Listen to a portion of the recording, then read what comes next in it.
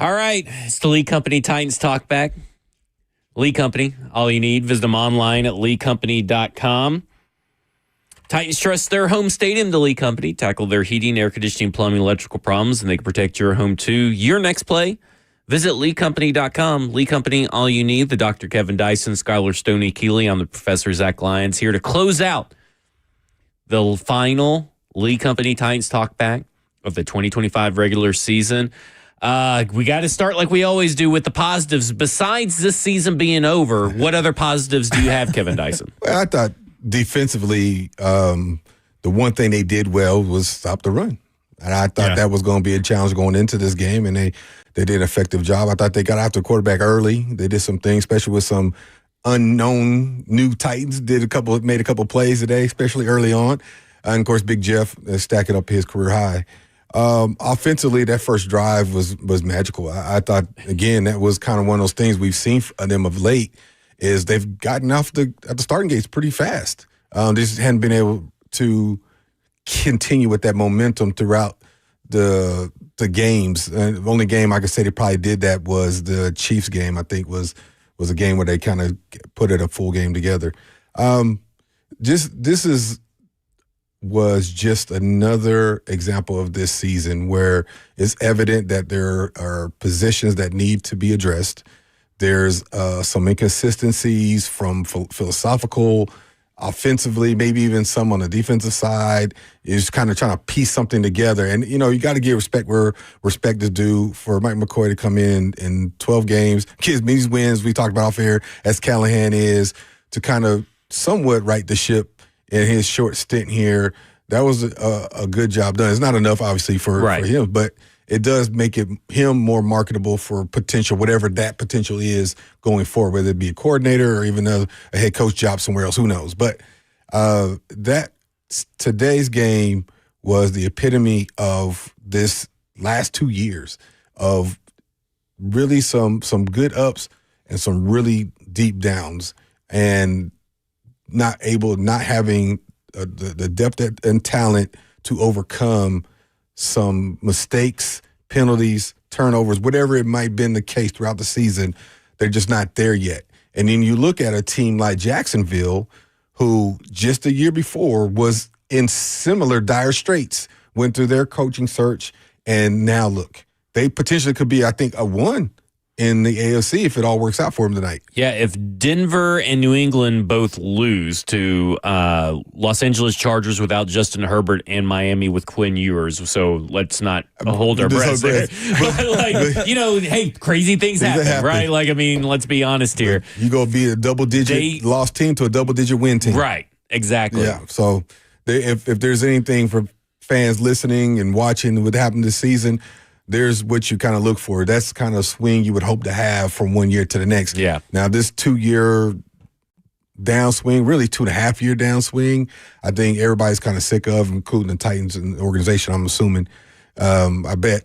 But now we're to the fun part. This is going to be interesting. This is, they made the distinction of responsibilities in the front office. Win-win for Chad Brinker in that scenario, by the way, because he can't get blamed for Bergonzi hiring the wrong guy. And if Bergonzi hires the right guy, well, he hired Bergonzi. Yep. So it's win-win for Chad. He's very good at this corporate game. He's smart. He's very smart. Yeah. and it's exciting. I don't say it's an exciting time. You never want to be in a head coach search. You want to kind of have your organization solidified. Right. But it's time to get going. I think we've been in this limbo for 12 games of trying to figure out what's going to happen next. Well, now we're here. Probably sometime this week we'll start hearing some names, some real names, not just people throwing potential people out there. We'll actually start hearing some real people coming in and talking with the Titans to get a sense of somewhat the direction they want to go. Like with the Senior Bowl coming up, draft, and all the things in offseason that are coming up in the next month or so. This is going to be an interesting time. I think if there's ever been a time when Titans fans have been anxious about who is going to be the head coach, this is probably the biggest of all. Even when Jeff left or Malarkey was replaced or even when Vrabel was let go, this time, I think because of how the downswing has been the last 2.5 seasons, I think fans are really invested on who is the next guy. And what's interesting, Levin, I saw your post on X. There's a lot of interesting names out there. Yep. A lot of and there may not be a lot of jobs out there. Yeah. And so you got some veteran proven winners. You got some up and comers again, some talented. You got some repeat guys who may have struggled at another organization that could come in. It's going to be real fun to see this offseason, and I hope, I'm assuming, I know they're going to. They do their due diligence, hear the voices of their players, and get a guy in here that can do what we just saw. You saw a double-digit lose team potentially be a number one seed in the very next year.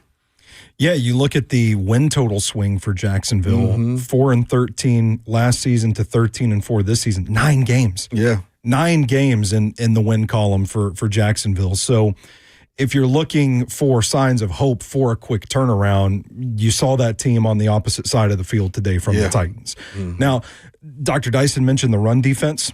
Early on, the first quarter of this game looked like it was going to be a completely different ball game than it ended up being. The Titans allowed just 8 rushing yards in the first quarter of this game. 2 of the first 3 drives on offense for Jacksonville today resulted in negative yardage. Yeah. So it looked like it was going to be a pretty good start for this team. And then obviously Cam Ward goes down due to injury. Brandon Allen comes in as the backup. And it just felt like the wheels fell off in today's game, where it really highlighted how far this team still has to go in terms of roster building to acquire talent and to build out depth. Heading into the offseason, I think you're probably hopeful about this bedrock of young players that they had. This rookie class was pretty good, but now's the sigh of relief that the season is over and you can get to building the next chapter and hopefully building towards that turnaround that we also desperately want. Yeah, 615-737-1045, just to do some housekeeping, I guess. Unemployed coaches, Mike McCarthy, Brian Daboll, guys like that are not currently employed by team, can be Zoom interviewed at any point starting now. They could have already been interviewed, to be honest with you. That includes college coaches as well. The earliest is going to be whoever is the number 1 seed in the AFC and the Seattle Seahawks. Those coaches can interview this week virtually. That's a 3-hour virtual meeting. The teams that are eliminated, that could start on Tuesday for Seattle. Whoever's the AFC number 1 seed could be on Wednesday. All the teams that are eliminated from the playoffs today can start interviewing on Wednesday. Okay? Then, again, Zoom interviews. In-person interviews begin January 19th. The second round of in-person interviews, so you can actually go to 3 rounds if you choose to do so, is January 26th. Okay. So you're looking at around that January 26th, anywhere from January 19th, January 26th, probably going to be when the announcement comes. Okay. So it's not going to come quick because you still also have to do 2 external minority candidates. So like interviewing Denard Wilson does not count. Yeah. Robert Saleh, for those that may not know, that would count as a minority candidate, for those that may not know that.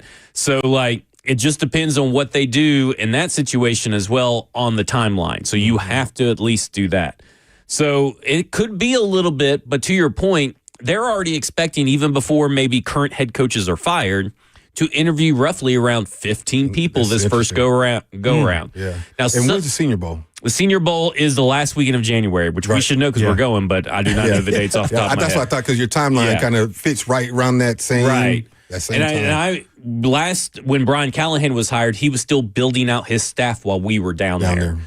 And I just thinking about the fired head coaches and stuff, those could be added to the 15, but also don't forget that those 15 coaches, some of those are going to be non-play calling offensive coordinators, and you're going to be like, why is Grant Udinski or Davis Webb getting a virtual interview? They're clearly not ready for a head coaching job, or someone like that. Those guys are getting interviewed as potential offensive coordinator pairings for maybe someone else that they hire, kind of like a Matt LaFleur. You always want different ideas. That first round of interviews, because you have 3 hours with the coach, and you can ask them whatever you want, and they can answer it however they want to. that kind of fact-finding mission is pretty valuable for this team. In terms of draft, you need the Jets to lose to the Bills and the Cardinals to lose to the Rams, and you get the number 2 spot. That's probably not going to happen, but I will say the Cards and the Rams are tied. Yeah. And the most important outcome is really the Cardinals beating the Rams, because if the Cardinals beat the Rams, you at least will be at number 3. Yeah. What do y'all feel like? Because right now they're 4, right? Right. Do you is that seems like almost like a sweet spot with this draft? I don't know. First you 3, probably I'm like, won't get a trade back. Yeah. But at least you'll have, maybe if Dante Moore and Ty Simpson both come out, which I don't know if they do, but if they were both to come out into this draft, that's 3 quarterbacks and probably 3 teams ahead of you in Arizona, the Jets, the Raiders, and the Raiders, who all 3 need quarterbacks. So you would essentially maybe get the best non-quarterback player in this draft. Yeah. Or you may get a trade back offer for that best non-quarterback player in this draft. Yeah, it'll be really interesting to see how the quarterback dominoes fall over. And we don't know what's going to happen with this Trinidad Chambliss the rest of the way. And there's some buzz about him, the Ole Miss quarterback, after this performance this last weekend and his performance the whole way through. There's some buzz around him. There's always that one quarterback that kind of rises up the ranks. It reminds me of the Malik Willis kind of upswing, you know, because Malik kind of towards the end of the draft and in the season, it was like, who is this guy over here at Liberty? He can play. And his draft stock, when he's supposed to be in a first-round pick, and he dropped. He dropped a lot, but he dropped a little bit.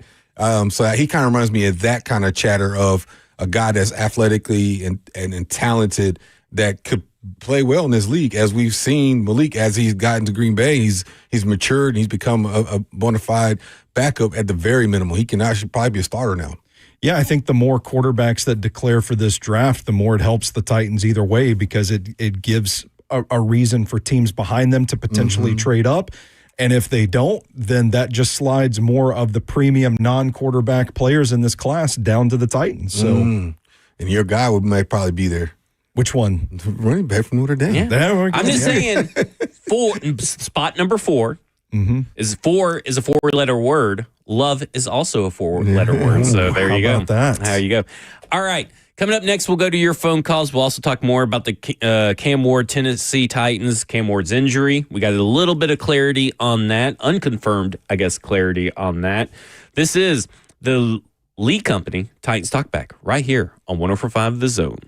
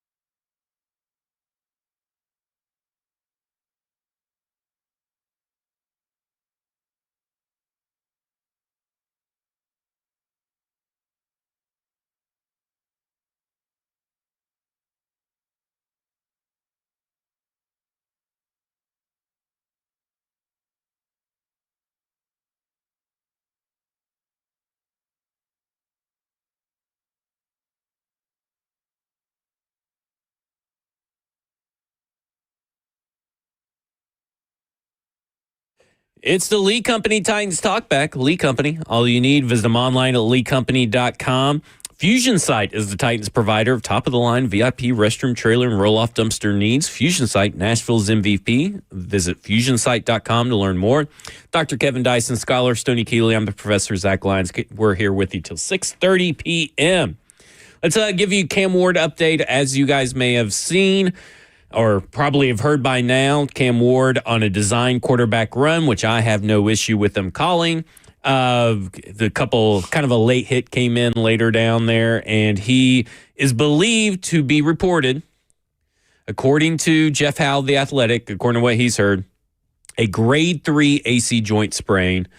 And PK has since confirmed that reporting, but they're still waiting for confirmation from the actual diagnosis. That's just from what they had after the game. Terry McCormick also has tweeted out, just so everybody knows, he will have to amputate. Oh, no. It's over. That's how the chat's acting. The chat's acting like there's an amputation on the way. Yeah. But I actually have good news. Terry McCormick says in a tweet just about 20 seconds ago, the next determination in a significant AC joint sprain for Cam Ward is whether or not he will need surgery. Preliminary indication, per leak source, is he might not need it, but testing being done will determine the best course of action. If he does not need surgery, which it could be a surgery out of precaution and prevention, or it could be a surgery because he actually needs it, 4 to 6 months recovery. So that would put him at 4 months, would put him at the middle of May. Like the mini camp and then time. middle of June around OTAs and mini camp and stuff. If he does not need surgery, it's 6 to 12 weeks. So the indication was throughout the game, even though he was in a sling, he didn't look to be in much pain. Obviously, in a sling, probably shot up too. And really, I don't think it's going to be that crazy, but I know that everybody in, Titans land is thinking worst case scenario all the time, because that's how the Tennessee Titans sometimes work. It's unfortunate. I mean, the unfortunate part is a non-throwing hand. Yeah. I guess that's one positive in it. And it's of a season where he literally took every snap up until that point. It's almost surprising that something didn't happen beforehand, because he's not like the biggest quarterback in the National Football League either. And he took a lot of heat early on, especially when the offensive line was struggling, gave up a lot of sacks. And he ended up breaking Carr's record for most sack quarterback in their rookie year, right? Oh, I didn't I don't catch think that. he did. You don't think he did? He was on pace too at one point. He was on pace, but I don't think he ended up. Yeah. So, he took a lot of hits. But the good news is it's the offseason. The bad news is it's your quarterback, it's your franchise. He doesn't really get to enjoy his offseason. His offseason will be rehabbing. Okay. If you're looking at me, is this the arm that he had the sling in? Yeah. Yes. Okay, that is his throwing arm. I thought it was in his left. No, it's in his right. Oh, it is his right That's hand. my right. So, that's what I was trying to say. I don't know my right from my left when I'm looking at TVs or in the mirrors. But, it was his right. Well, that sucks. Plenty of time to recover, though. And to be fair, a lot of people are talking about Will Levis this, Will Levis that. Will Levis also had that same injury like 3 or 4 times before this last one. Right. So totally different animal. Yeah. It was he did it like at least 3 times, if I'm not mistaken, in that shoulder, his thrown shoulder. Not ideal because you want him working on stuff, but if there's no surgery, and even if there is surgery, he could probably still get to the footwork stuff and do some light throwing. It's just more of he can't throw 60-mile-per-hour fastballs.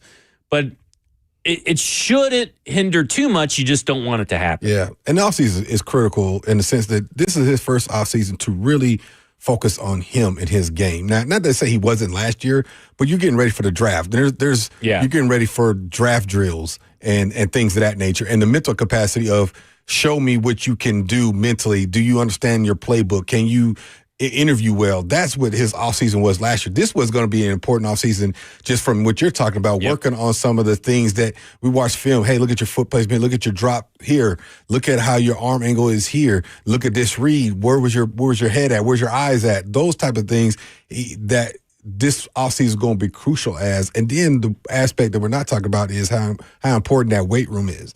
And for a guy who's not the biggest quarterback, who was taking a lot of heat, a lot of punishment early on in the season, that is a critical aspect that going to need to be addressed as well because he's still going to have to lift weights. Yep. Yeah, and obviously not ideal. It kind of clouds the evaluation. It really puts a sour taste in Titans fans' mouth to end the season that way with the quarterback going down that way and raising those questions. But you don't need your shoulder to study film. Nope. So, this is something. And you still got the virtual stuff nowadays, right? It's like you can still do, and he's been using it already, but so you can still do stuff with that. So it's not like this just, he's shut out of the building and can't do any work whatsoever. We just got to kind of wait and see how severe this thing is when we get an official diagnosis. Yeah. Mm-hmm. All right. Y'all want to go to the phones? Let's do it. 615-737-1045. All right. This is risky. Jackson's a little worried because there may be. We got just Don. Before I take your phone call, Don, let's keep it chill. Don't know what's happening on this line, but we just got to keep it chill. Don, you're on with Titans Talkback. Yes, sir. God bless. And you know what? You guys cover a good game. I hated this. This was a bad loss because I thought, after coming off of two or three wins, that Cam Ward would put together. We do not have an offensive line. That's what we need, guys, and we got to put it together. Jeffrey Simmons is a defensive lineman, and he is a great lineman.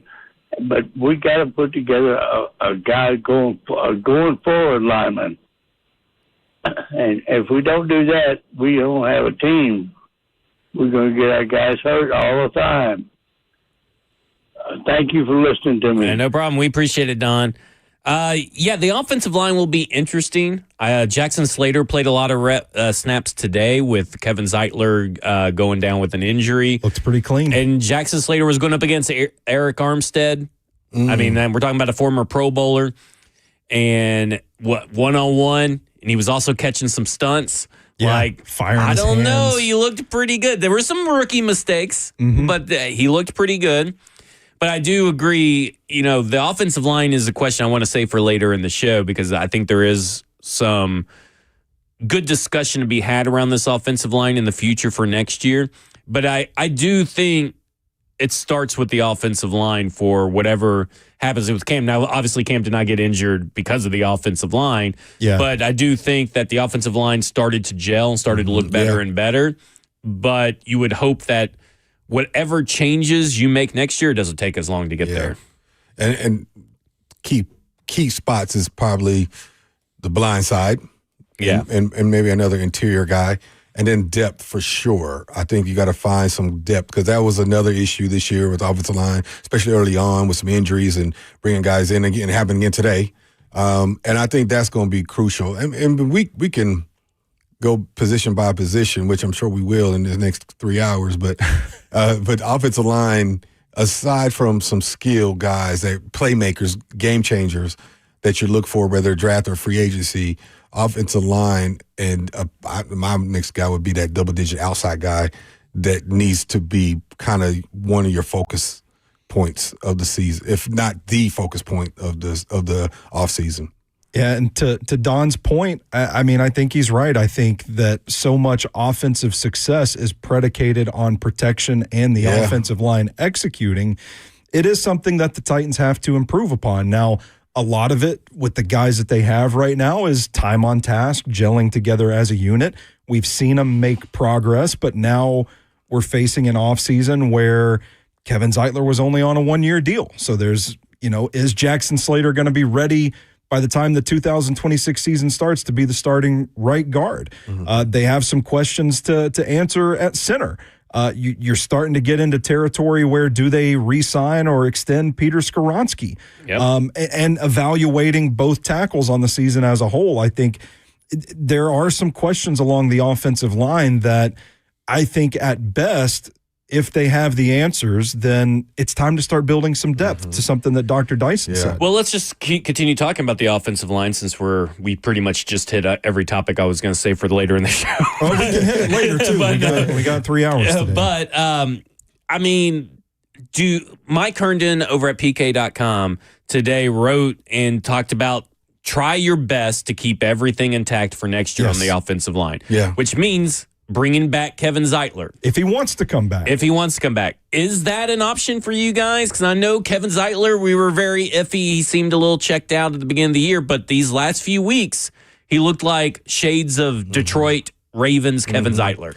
So how do you feel about that? Well, I'll say this. He's going to be 36? Yeah, and there's something to be said by continuity and consistency. But one of the things we talked about, they got better as one protection-wise, but I think what help the offensive line and the offense as a whole is they started running the football better the last month or so. And I think that helped them in protections. And I think they weren't getting as much pressure on Cam. Even today, you saw them creating pockets and creating lanes for the quarterbacks to throw, and he's back being able to sit back there and have time to survey the field. I can see that happening. But however, if you have a perennial 10-year guy that you find that you can get, whether it be free agency or in this draft, I think you have to go get. I'm not saying that's what you go if you have a top 5 pick, unless there's just that guy. Like, there's this tackle that's like Williams in San Francisco that's just going to be a perennial Pro Bowler, All Pro. I mean, that's you almost got to take him. However, if not, I think the offensive line progressed enough that you could say we have 5 guys we feel comfortable with. Let's get 3 or 4 more guys that can challenge those 5, but that adds to the quality of your depth. I can see that. Yeah, absolutely. I think the question with Zeitler is whether or not he wants to come back. And it's not like a slight towards the Titans as in like, oh, I don't want to play for this team. It's just, does he want to play at all? Yeah. Because this was a 1-year deal. He's approaching retirement, not getting any younger. To both of y'all's points, it did seem that when the run game started clicking, he started playing better. And how much was he a catalyst for that? How much was he a byproduct of it? That's all part of the evaluation process. But in general terms, yeah, I think if you can keep these 5 together and keep them growing, progressing at the rate that they were, you've probably got a pretty good offensive line in development. Because Lloyd Cushenberry will be another year removed from his major injury, because we always he did not play well this year, and he wasn't playing well before the injury last year. Yeah. But another year removed is another year better. And maybe with different coaching and a different system, maybe that also changes the discussion, but maybe that also says, hey, these guys have all played together. They know their tendencies. This will be a quick adaptation for whatever system may come, whatever scheme may come. So I think there's some credence to it, but I also think that, okay, if it's not Kevin Zeitler and it's not Lloyd Cushenberry, that it's going to be tough, but maybe getting younger and healthier is better than getting older and banged up. Because Zeitler is banged up and was declared out. We don't know the extent of his injury either. But, just saying that, like, maybe that is his sign to go ahead and retire.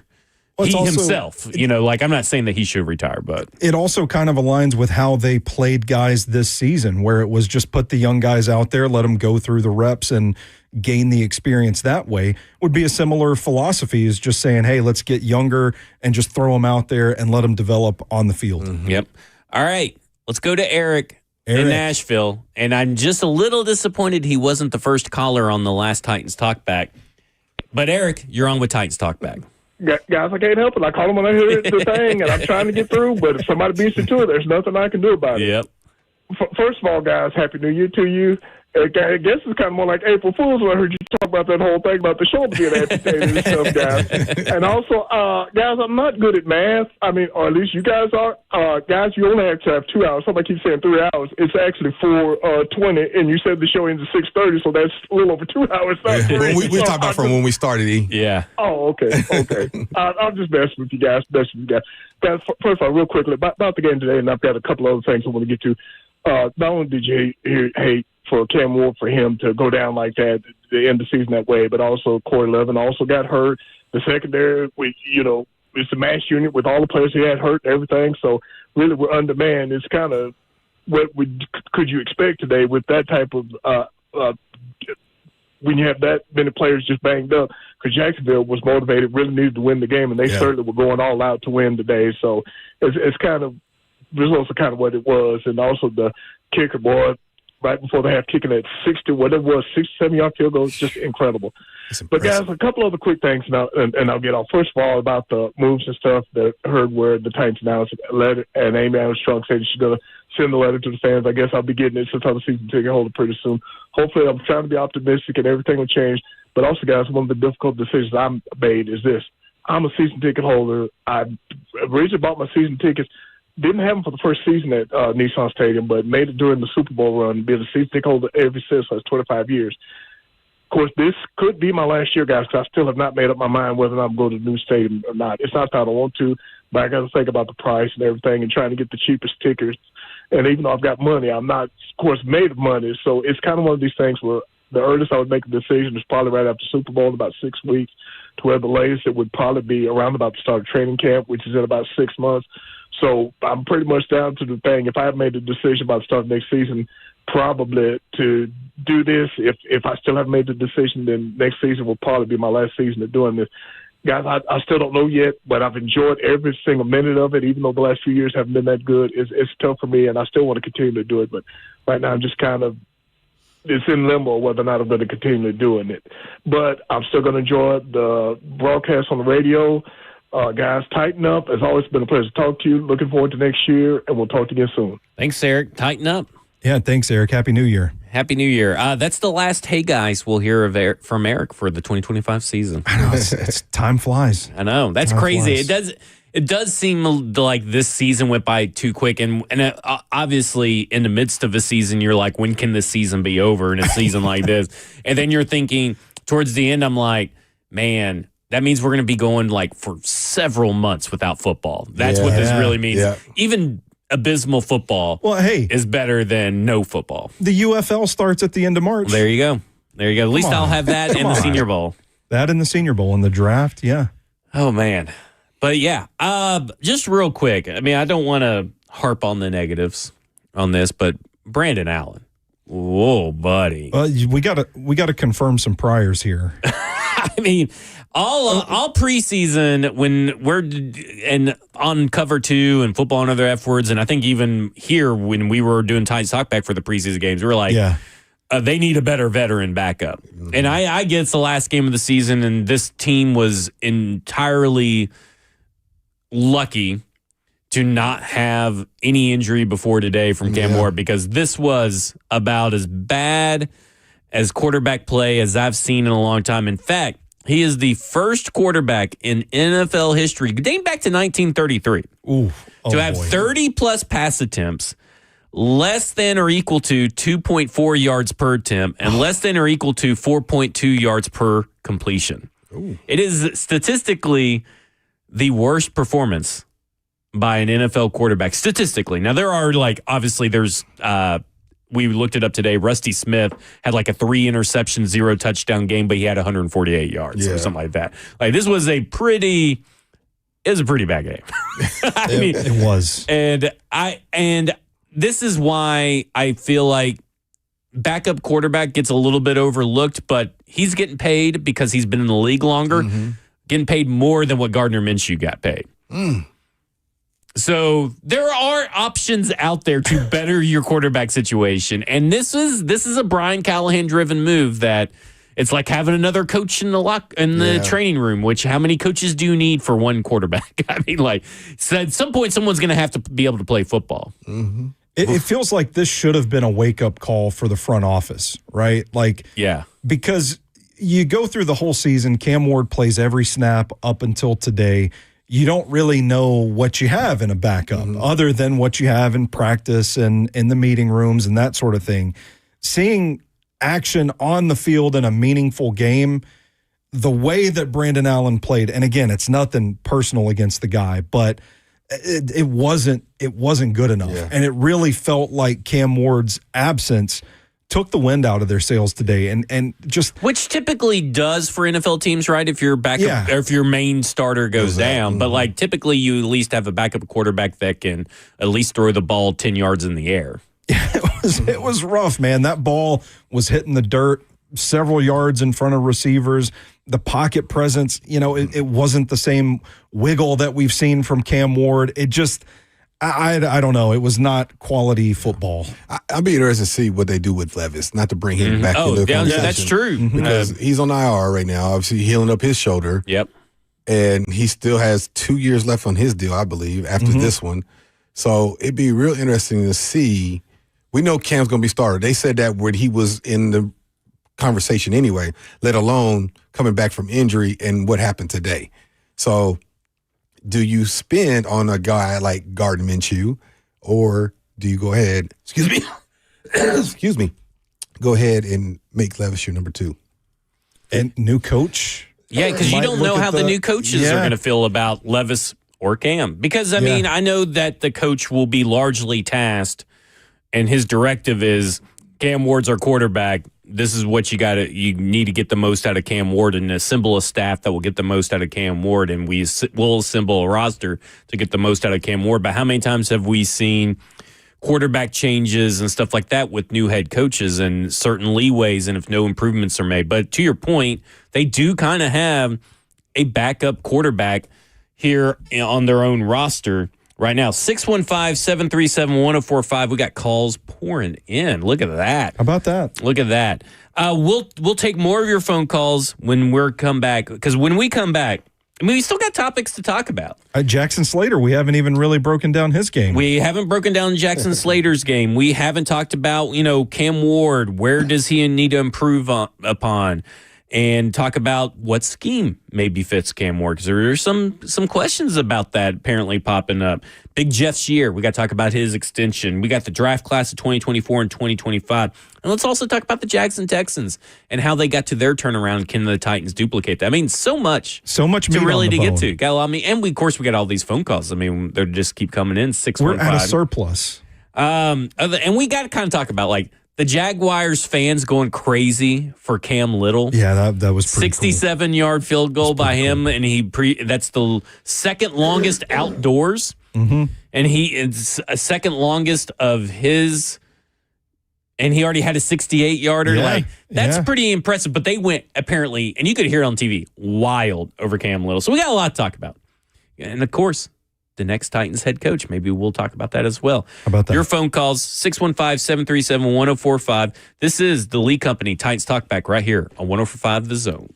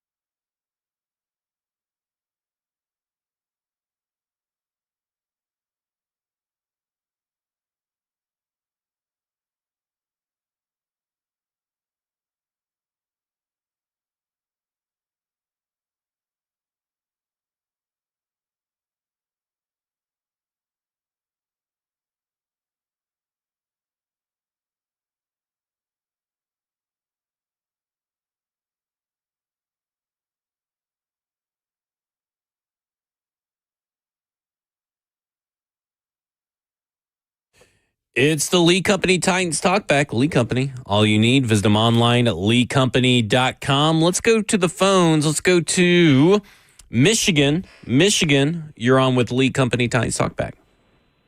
Good afternoon, guys. For the last time this year, it's wonderful to speak to you. Shout out to my buddy Eric. Eric and I have been out here on these streets so long. I don't know, we might have bought a car from Don, the first caller, sometime. I don't know when that guy was calling from. But I hope to see you at the games next year, Eric. This is my second year as a season ticket holder. All right. I'll definitely be doing my third next year. And really just because, I love the franchise. I love the fellow fans, despite some of the people in this here chat who are saying we should draft Diego Pavia as our backup. I need y'all to find Jesus. I need you to find him immediately. The only place in Nashville drafting Diego Pavia is the Barstool Lounge on 2nd Avenue as a bouncer. There ain't no way that guy's playing in the NFL ever. Anyways, on to brighter topics. You guys touched on something I really wanted to talk about when you mentioned the backup quarterback situation and not knowing what they do with Levis. Assuming he's on the street, and I think it's a pretty safe assumption that he will be, I'm going to give you a name, and I just want to let you guys react, and then I'm going to run and let some other people have some time. How does anybody feel about Kirk Cousins? I don't know how excited he would be to be a backup, but somebody with that much experience, I think, would be an amazing thing for this franchise and specifically for Cam, and especially if they go with a younger head coach or end up with a younger offensive coordinator as a result of the Borgonzi search and who we end up installing. I'm just really excited for the offseason. I'm excited to discourse more with Stoney on social media about Reuben Bain versus David Bailey. You are the Archimedes of the All-22 footage, and I look forward to that. And it wasn't a particularly fun season. It wasn't a particularly memorable season, but it was still a season for our team and our city and, on to Cincinnati. Thanks, you go. Guys. Appreciate all the coverage you did this year. It was great to talk to you, and look forward to talking to you some more in the fall. Yeah, listen, That's Michigan. I think he brings up a good point. Like maybe Kirk Cousins, the rest of his career is just end up being like the next Joe Flacco. Mm-hmm. Yeah. He just kind of goes around and round until maybe his number is called because someone goes down with injury. Like if he's a free agent, and I'm not saying they should trade for him because I think he still has money left on his contract and stuff like that. But if he's actually on the street as a free agent, would be my number one choice as a backup, as long as you're not spending I don't know if I'd be spending $10 million on a backup, even though they have the capabilities to do it. I just don't know if I'd be spending $10 million a year, but I would love to have someone like Kirk Cousins behind, Cam Ward. I wonder where Cousins views himself in this stage of his career. Does he view himself as, I want to go somewhere where I can compete for the starting job, if not being named the starter? Or am I at the point in my career where I just want to stick around for a few more years? I can help develop a young guy, maybe have a chance to win a Super Bowl, whatever his criteria is. It's going to determine from him. Now, obviously, the Falcons got to decide what they're going to do. But if that is the case, because I thought he was pretty unhappy about when he got replaced early in the year, because I still think he views himself as the guy. And he played well at times. At least the other night and today, it looks like he played well as well. So, but that's an interesting prospect, though, to have somebody like him can be in the room with Cam Ward. Yeah, you took the words right out of my mouth. He was not. He sounded surprised that the Falcons went out, traded up to get Michael Penix Jr. or took him as high as they did, and then made the switch to move away from him so quickly. He's played some good ball this season, and I think the answer to that question is all going to depend, like Dr. Dyson said, on how he views himself. Is he still thinking, I'm going to go somewhere and start and play meaningful football, or is he ready to take that next It's also step? how the league views you too, right? Sure, he may view himself that way, but if he is cut, he may not have the opportunity to think that way for long unless he just wants to retire or just wait it out, right? How many times have we seen a quarterback just wait out the situation, see if someone gets injured? And if he's okay with being a backup, there's going to be some pretty good franchises that are be looking for backups. I'm assuming the Chiefs will be looking for one. I think Minshew's on a short-term deal. Yeah, 1 year. 1 year deal.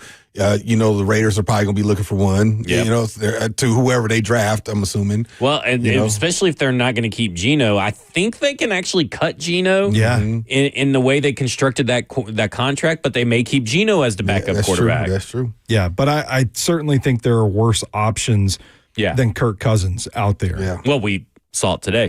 Let's go to Adam in Portland. Adam, you're on with Titans Talkback. What's up? Thank God the season's over, man. I don't know if anybody else is saying it like that, but I've never experienced anything like this. I'm wore out. Like today, seeing Brandon Allen, that's the last piece of the Cam Ward privilege puzzle that we all needed to see. Like this man has had zero help this year, and these are the guys. Like we had Brian Callahan teaching him stuff. He had this dude who threw for 50 yards, and I'm telling you, like we all knew before he ever threw a pass that that's what he looked like, right? Like we had no doubt that he sucked. So I just hope they do my boy better next year, man. Like Cam deserves help.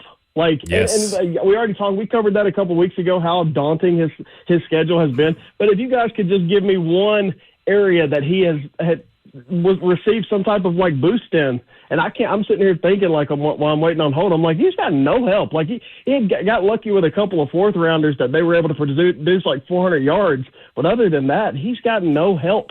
Any player talking about Zeitler sucks, man. Let him go. Are y'all kidding me? Like you can find that in free agency. You can, and Skoronski. I did hear y'all talk about him, so I'll at least say you have to extend Skoronski, pick up that option because you can't fill that hole again. But like we have, I'm interested in the offseason. I think Amy did a good thing this week by coming out and giving us some clear direction here when it comes to that. I don't know anybody that likes Brinker the Stinker. I think Borgonzi is the answer. But I really hope they do Cam Ward better than they did in this offseason. God do you. Hey, yeah, I agree. Like, I mean, it's pretty obvious that this team, and I'm trying not to say everything has to be focused around Cam Ward because there are 52 other players when you're talking about picking a coach and you're talking about scheme and this and that. But they do, no matter who the quarterback is, and it's going to be Cam Ward, don't get me wrong when I say that, but I'm just saying in general sense of building a team, you need to build around your quarterback, and there's many different ways you can do it. There's no one size fits all. But this team desperately needs pass catching help. It obviously will likely need a right guard. Now Jackson Slater may be that guy, but you need someone to back up Jackson Slater or compete with Jackson Slater. You can't go in with him as the number one right guard and the only right guard because that's what they kind of did a couple of years ago. Felt like it, Then they decided to bring in like Jerron Christian and all this stuff. Like at one point it was just, it's Sadiq Charles, right? Yeah. It was Sadiq Charles, then he ends up retiring on you in the offseason. But like they just gave it to Sadiq Charles. And he didn't really have competition. Like you need competition at the right guard spot. Whoever your center is going to need competition, or you need to be developing a plan. Building depth is part of building around Cam Ward too. And to the point of what Adam was saying, like, you look at this roster, I know they got $100 million in cap space, and I know they got, especially if the Ravens make it to the playoffs tonight, they turn a 5th-round pick into a 4th-round pick because of that. This team needs so much help. Because we talked about the Texans and the Jaguars earlier in the show about how they turned around pretty quick, specifically the Jaguars. So they went from 4-13 to 13-4. But they also had years of picking at the top of the draft in every round to accumulate a lot of talent. They just finally got the coaches to maximize that talent, right? Titans and Texans are kind of the same deal when they got D'Amico. They were able to maximize the talent that was already there. Titans don't have a lot of talent. So they're going to have to acquire some and get the coaching right. And that coaching right has to max. That's a lot of ifs and probabilities that usually don't work out in the Titans' favor. If there's one thing you've noticed in National Football League, especially of the last probably decade, is the importance of that relationship between either the head coach or that play caller and the significance of the quality of play. You look at Mahomes and trying to blank on Reed. You look at even what Chicago is doing right now, and from what he had before, and look at Cam going to be a 4,000-yard passer, and even what we saw today, Lawrence, he was people were ready to write him off, and he's a 4,000-yard passer and 13 wins later. Which we are all wondering, why is he still in the game? And is it to reach the 4,000 yards? But remember, last year we're talking about it. Was he overrated? Yeah. Was he overhyped or what have you? He gets in there with a relationship with a coach that brought something out of him a little bit more. And Mike McCoy has his part in that years prior, but he got a relationship, a synergy with the play caller and head coach that has translated into wins for the offense. I think this year, for going back to what can help Cam, one thing is the offensive line, that run game, that seemed to help Cam get better as this latter part of the season. When they were able to run the ball a little more effectively, and it wasn't just on him, it felt like it, especially early on, I feel like he got better. Now, he still had some mistakes. He still had some things that he need to clean up, some inaccurate throws, some late throws, some missed opportunities that we saw.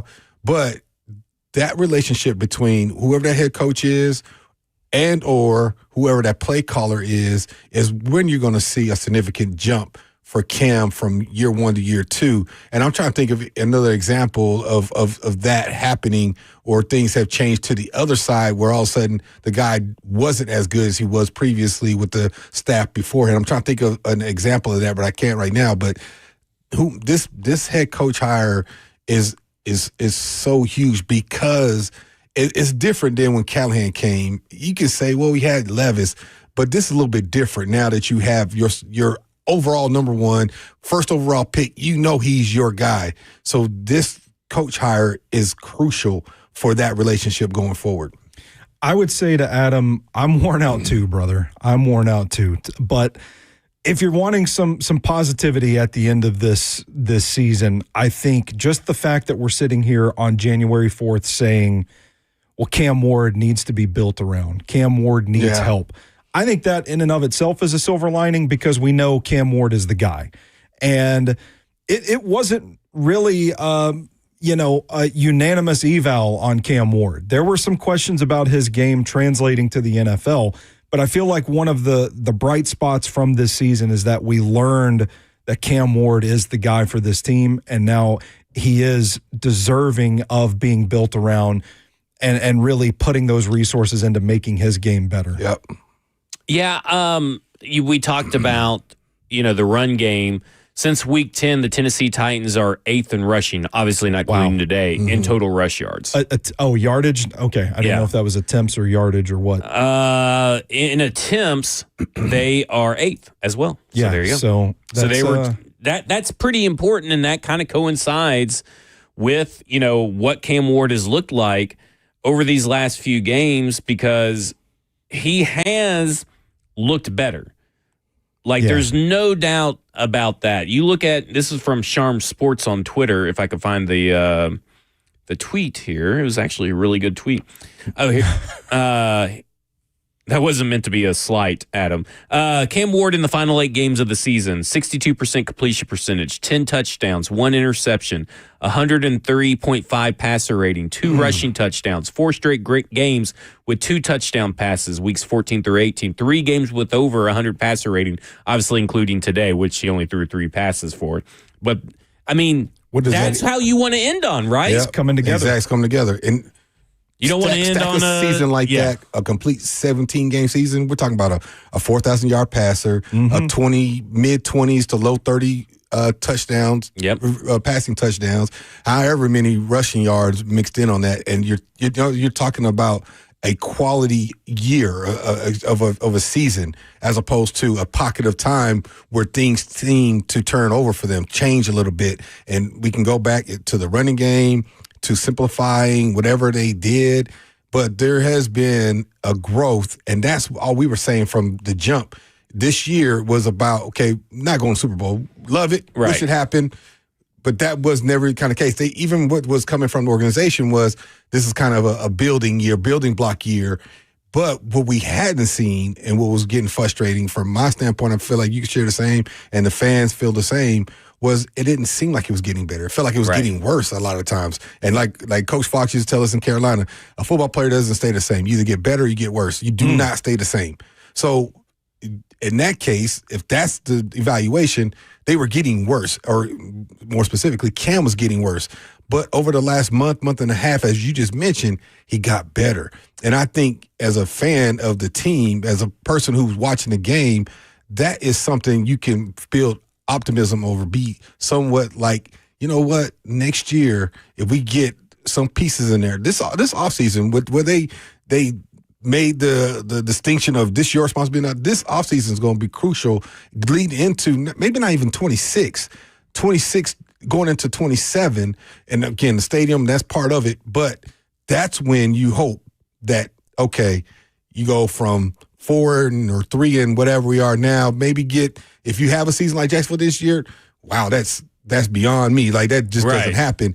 But even if you go to Carolina Panthers, right, who won their division, listen, you're not going to win the AFC South at 8-9. But if you go from 3 and 14 to 8-9, that's pretty dang good. And I think and that's actually way ahead of schedule than what you probably should be with the state of this roster. We're talking, look at the cornerback room. Oh, boy. Yeah. Right? Like, Cody Barton is also running in quicksand out there. Look at your edge rushers. Look at your wide receivers. Like, that's a lot you have to accomplish and build. You don't have to put elite players, but you have to find a bunch of average players that could be reliable and dependable all in one offseason to get to even 8-9. And the difference between, I feel like, this roster with the Titans and Jacksonville's, I thought Jacksonville had some pieces in place. Yeah, for sure. I think a lot of people thought they underachieved with that roster last year. I thought their defense was pretty good. We were saying it on the show. I thought their defense was one of the best defenses in the National Football League. They just offensively couldn't do it. But the talent was there. Lawrence was struggling. Etienne, we were like, this kid's supposed to be a Pro Bowl caliber running back. Where's he been? He showed up this year. The receivers, they've had some decent receivers over the years. I mean, really came from over there. So, and he's a decent receiver, right? He's a pretty good guy. And now they got another group of them. And I think it was just, they got the right mixture. The organization leadership got the right kind of head coach to fit the temperament of this team. And you see this, and y'all mentioned it off air, this team could potentially make a run in the AFC. The AFC is kind of wide open. I think both conferences are wide open, but the AFC, you say pick one. Is it Denver? I don't know. Let's see what Dye does. Jacksonville beat Denver, right? Exactly. Is it the Chargers? I don't know. Maybe they get hot. It's just one of those things. There's not a clear, like when you said the Chiefs, it was like it's the Chiefs to lose, and can the Bills do it? And I don't know if the Bills or the Patriots or whomever are one of those teams that is going to make this run. But I feel like this run for this AFC title this year is wide open. I'm saying all that to say is the balance in the league is getting the right kind of group, mixing that pot together, and you can see a big jump as we're talking about. It's the right kind of structure. There's been a lot of debate this year about what's more important, players or coaches. And I think with the state of college players coming in, coaches are more important. And the reason I say that is because look at the Jacksonville Jaguars. Look at the Houston Texans. They had talent.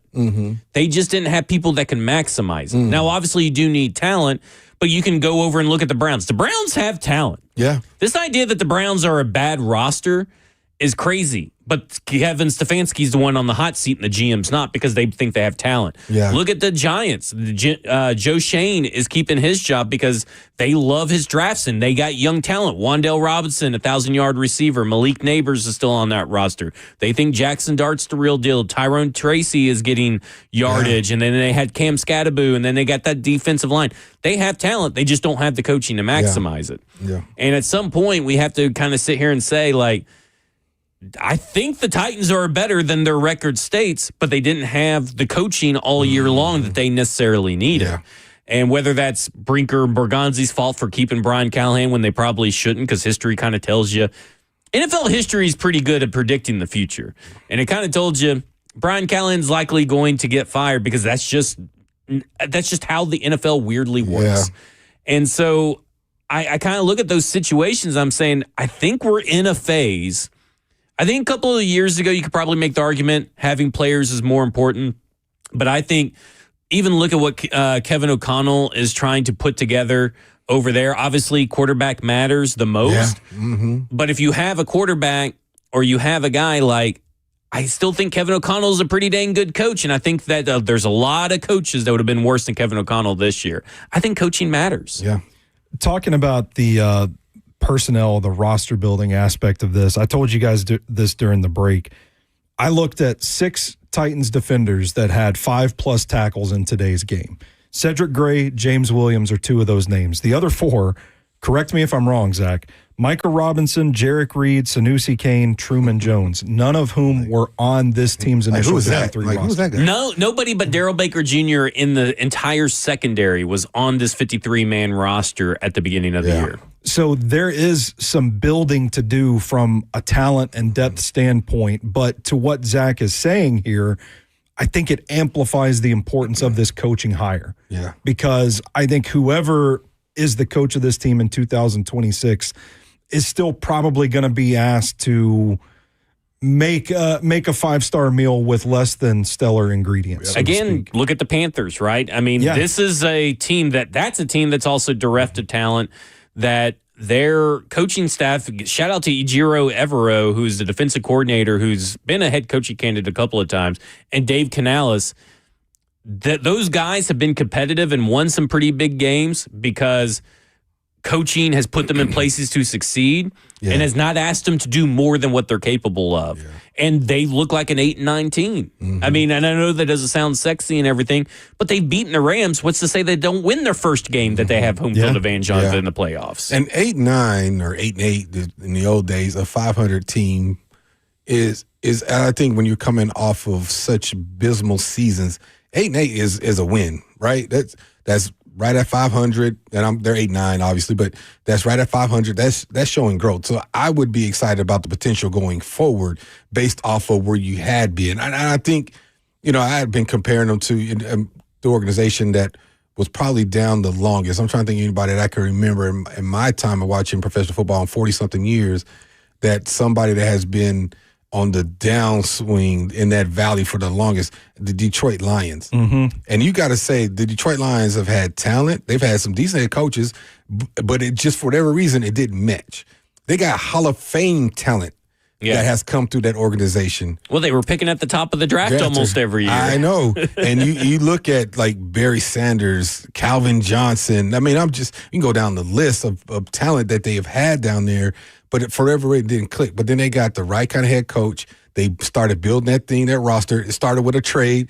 They thought the quarterback was going to be a wash. He ended up being an MVP candidate at one point or another, on the verge of a Super Bowl. Matter of fact, they probably should have gone to that one Super Bowl. They gave that lead up, and they transformed. So I was saying this to say this to fans is, this is a downtime. This is dark, and you want your franchise to win all the time.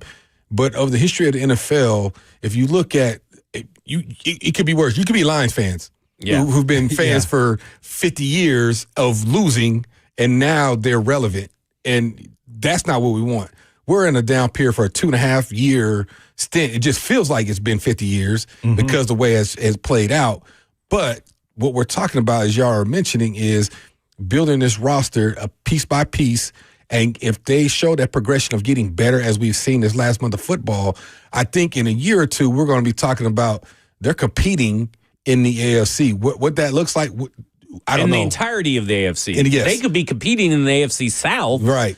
Next year. They could be competing, and I'm not putting my money on it, don't get me wrong, but there is a scenario where we have seen these teams suddenly just flip it. I mean, we've seen 2 or 3 in our own division kind of do that, because before Daniel Jones got injured, we're talking about multiple probably double-digit win teams. Oh, Colts are probably in the playoffs. Right. So, it's not that crazy to turn around quickly, but that's what makes this coaching hire so important. We'll talk more about this coaching hire when we come back. We'll also go to the phones. We got Dylan Gill and Titans Bill. This is the Lee Company Titans Talkback right here on 104.5 The Zone.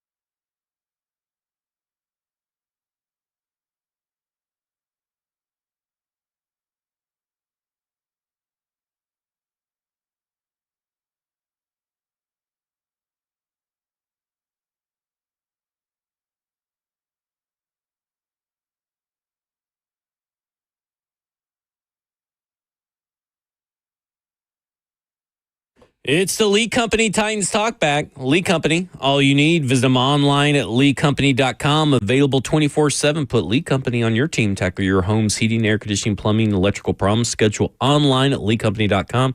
Lee Company, all you need. Let's go to the phones because people have been patiently waiting. Let's go to Dylan. Dylan, you're on with Titans Talkback. Hey, what's going on, guys? Appreciate you taking the call. Shout out to F Words, another, shout out. Check you guys out on that podcast there. But heading into Cam Ward's sophomore season, I really think it's a pretty good opportunity for the Titans to do something a little unconventional and maybe open up the competition again with him and Will Levis. You never know what we're going to have with this new head coach and what he wants to see, but, competition will accelerate his growth. And I think year two, quarterbacks especially, it's a pretty big leap. So I think it'd be pretty cool to see him. Whether you like it or not, Will Levis actually has NFL experience. Cam Ward obviously has the upside, and I really think that tension inside the camp would be pretty healthy. I think getting a guy like George Pickens would be freaking perfect for this attitude of the team going forward. Really bringing in, the physicality, a vertical threat, a guy who can actually win a one-on-one would be awesome. And I'd be remiss if I didn't say, just please, God, let's get Jeremiah Smith in 2027 and more Stoney Keeley all day, every day. There you go. Dylan Keeley on the phone, apparently. Thank you, Dylan. Checks in the mail. Checks in the mail. I think when it comes down to Will Levis and the term competition, I think we've seen enough, at least in my mind, of the two quarterbacks, 21 games for Will Levis versus 16 games of Cam Ward. Cam Ward is probably the better solution. But what I will say is that any kind of competition, whether it's Will Levis or any veteran or anything, is always good. Brandon Allen and Trevor Siemian and Tim Boyle were not those competitions. That ain't competition. That ain't competition. And you got to have a little bit of push. It's like Marcus Mariota up there with Jaden Daniels or even Jarrett Stidham with Bo Nix. When they were rookies, those guys can push rookies. But they can also help them in the room because they've also been through all of this. And obviously, Brandon Allen's an undrafted free agent, but that's a different path that Cam Ward likely can't. Maybe he can relate to it, maybe he can't. But those guys are also physical competitions, not just pushing you in and guiding you in the room. So I do agree competition is good for Cam Ward. Well, competition is good for all positions. Right. I think it makes you all better. But my only pushback to that is who's pushing Mahomes? Right. It doesn't matter. You want a quality backup for when you got an established starter that can come in the event that something happens to your guy. Like a Minshew.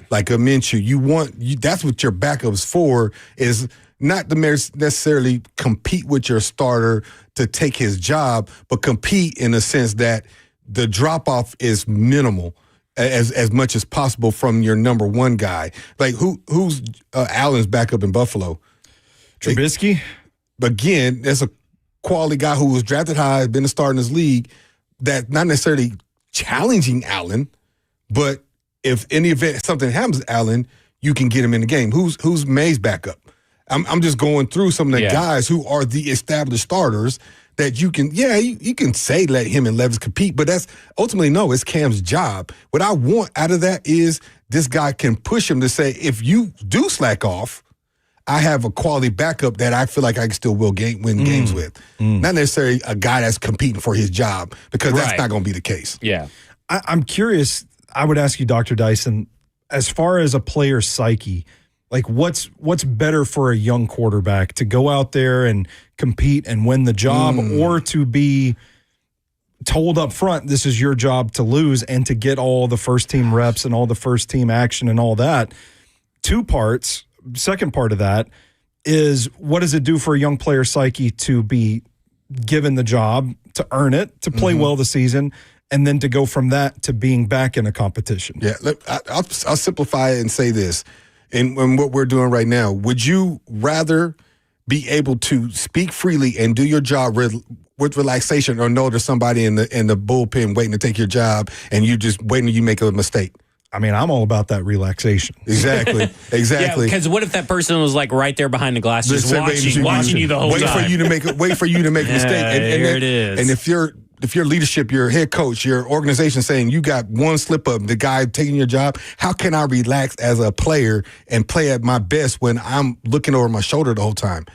I one, you want to solidify that by your performance, but at the same time, I want to know that I have the ability to grow. If I make a mistake, can I grow from that mistake? I don't want to say that mistake's cost me. Oh, I'm out now. Now we saw that with Levis. You don't want to push in. That's a good point. That's a great point because they pull. You don't want to get into that situation they kind of did with Bryce Young and Andy Dalton. Yeah. Was like you pull them, you put them in. Justin Fields and Andy Dalton. You don't get Andy Dalton here is what I'm getting at. But like you put them in. You make a mistake, you put in the other guy. You put him in, put him out. Put him in, put him out. You can't build a rhythm. And how does that quarterback get better by doing it? We saw it with Sam Darnold early in his career. We seen a lot of these guys until they became the solidified starter. They were able to grow from their mistakes, and they've gotten better. Yeah, because I can remember like when Patrick Mahomes, obviously he had Alex Smith, but the next year is Matt Moore. And Patrick Mahomes gets injured. Matt Moore goes in. I think it was a Thursday night football game with the Green Bay Packers, if I'm not mistaken, because I just traded for Devontae Adams in my fantasy football Look at that league. recollection. And we were recording Football and Other F Words that night up at Mike's house in Mount Juliet. Look at that. How about that? All my memories of anything are always tied to football. And I can go like it drives my wife nuts. But I'm like, no, I did it that day because this game was coming up and blah, blah, blah, blah, blah. But Matt Moore went in. Now, Matt Moore is obviously not pushing Patrick Mahomes, but Matt Moore was way better than some other options you can get at the time. He was like the Gardner Minshew of that time, I guess you could say. Yeah, for sure. And he won them the game that night. Yeah. Like, to me, that's what you're looking for. You're looking for a veteran guy that's kind of been through it, but also can push, but not push enough where you're like, oh, well, we have a true blue quarterback competition. I mean, we did it here Because with really, you're not McNair going to find O'Donnell. that guy anyway. Yeah, we did here with McNair and O'Donnell. That's true. O'Donnell didn't come in here to take Mac's spot. He came here to be a solid backup that can push Mac. Yeah. And I think that's what you're looking for. Now, we keep talking about this like Levis is not back here coming off IR ready in the offseason. But is he that guy to push Cam? Because I don't know if the franchise views him as a number one quarterback when they drafted the quarterback number one overall. Right. So if they viewing him as a number two backup, is he that guy to push Cam? Yeah. I don't know. I don't know what that is. But I think to that point, I think you mentioned it. I would like to get a guy, if it's not Levis or whomever, that can push Cam in the sense that, hey man, if you show a 2-3 game stretch, I need to bring the guy out of the bullpen and get a fresh start and maybe get us a win. Now, you can't do what you talk about like Bryce Young. Yeah, we pulled you this game. You go back in, series, you threw a pick, you're out. But you can't do that, because that's just going to mess up his whole psyche and confidence and all that kind of stuff. And then we'll see him go to Minnesota and win 14 games and, Yeah, kicking ourselves. Yeah. Dylan also brought up George Pickens and attitude. Do we want to weigh in on that? Yeah, that's not happening. Yeah. I'm sorry, Dylan, to burst your bubble, but I'm just going to be very blunt. They didn't like Jarvis Brownlee Jr. and traded him because they viewed him as a quote-unquote locker room attitude issue. Potential. And because he never really was, but they said the potential was there, I guess. Yeah. But is he a one? He's a Pickens, I think, he's a two. He's like T. Higgins. He's a two. T. Higgins level. His numbers are elevated because of injuries to Lamb early in the year, and so he built that rapport, and so he got the number one numbers, which is not these days. This number one and number two numbers. If you got two guys like a Higgins and stuff like that, and Chase, but I don't know if he's a carry your receiving core guy. I think he's a good football player, phenomenal, but it's almost like a Ridley kind of guy. Like Ridley's a very good football player, had a very good year, Jacksonville, in the driver's seat, if you will, the number one seat, had a good year, made some plays, got number one money, but is he that dude? Like, you know what I'm saying? And I think he's a good football player. He's a phenomenal route runner, but he's inconsistent with the drops this year, and then, of course, the injury doesn't help him. Effort on the field. That's just like not that. what the Titans want or need. They need his talent. They need the talent. They need that talent, but they need that talent in someone else's attitude. Yeah. That's what they need. I mean, if this was like maybe the Mike, I don't even know if the Mike Vrabel era would do it, but like if this was a different team in a different phase of its life cycle, George Pickens could work here. Yeah. But they don't necessarily have the leadership necessary. I mean, even Dak Prescott is probably one of the better leaders that you can find at the quarterback position, and they still can't make sure that George Pickens doesn't do something crazy, or they still can't make jog sure on a that route or they something. jog on a route, right? Like it isn't blocking or gives up. What good? I just don't. It's just not going to happen, and I hate it because I do love George Pickens coming out. Mm-hmm. I still like George Pickens. He's fun, but I also enjoy George Pickens from afar. Yeah. I don't have to deal with them. Yeah. You know what I'm saying? Yeah. The attitude component of this is more interesting to me because I think in theory, Zach, you and I have talked separately about maybe this team needs a little more attitude. But from what this front office has told us so far, is they want more team first guys that they don't have to worry about in the locker room. So Dr. Dyson, this question's for you. You've been in NFL locker rooms. Like, how important is this attitude component that we're talking about where, people are calling in saying, well, maybe the Titans need a little bit of this mentality in the locker room? I think I look at it like this. Blaine Bishop. Mm-hmm. His nickname was Fire for a reason, right? He played like that, a lot of energy. He'd get after you. He'll yell. He even get into chippy matches at practice at times.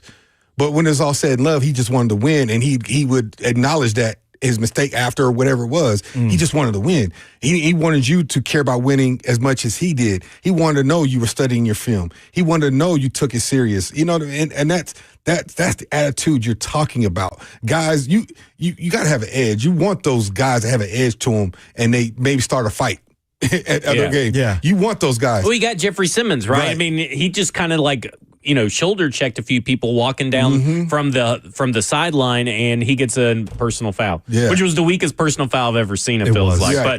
but he's the guy that plays with the edge. But you don't want guys like what's the linebacker the Bengals had a few years ago? Vontae Burfict, who was seemingly getting penalties all the daggone time. There's a balance there. I don't need that. And then he brought an attitude, and the guys fed off that. Don't get me wrong, great football player, but do you need that kind of chippy, get you flags type guys? Yes, I think you need some guys that are going to be in the trenches and ready to fight, but there's a balance between having that. But that also stems from the head coach. Like, Vrabel was a defensive-minded, run-the-football type guy, and that's why Derrick Henry had the career he did here, right? And that's why the team was built that kind of way. Well, Callahan was more of a finesse guy, and so the roster was kind of being built more for finesse, specifically on offense. And I think that was just kind of the temperament of the head coach. Subordinates reflect leadership. And so that's kind of where that team was when Callahan's more mild-mannered and things of that nature. I think when you talk about being nasty or having an attitude is just, I care about what I'm doing and I want to win, and I'm going to do what it takes to win. And if you're not pulling your weight, I'm going to let you know about it. And then that's what you need. And that's why I love Big Jeff, because he said it. And guess what? He earned that right to say it. And guess what? People straighten up and people start playing better. Heck, he's even calling out the coaches in post-game press conferences, like last week, or even after practice. He's like, we need someone that's going to be a leader and a culture setter. And I'm like, man, you're just really throwing the coaches you got right now under the bus. I know that's not his intentions, but that's effectively what he's saying. He's like, that's what we didn't have with Callahan. That's what we're maybe lacking now, and we need that guy. And you want that honesty, to your point. Coming up next, more of your phones. We're going to go to Mike in Old Hickory, Gil, Titans Bill, Adrian, all you guys, 615-737-1045. This is the Lee Company Titans Talkback right here on 1045 The Zone.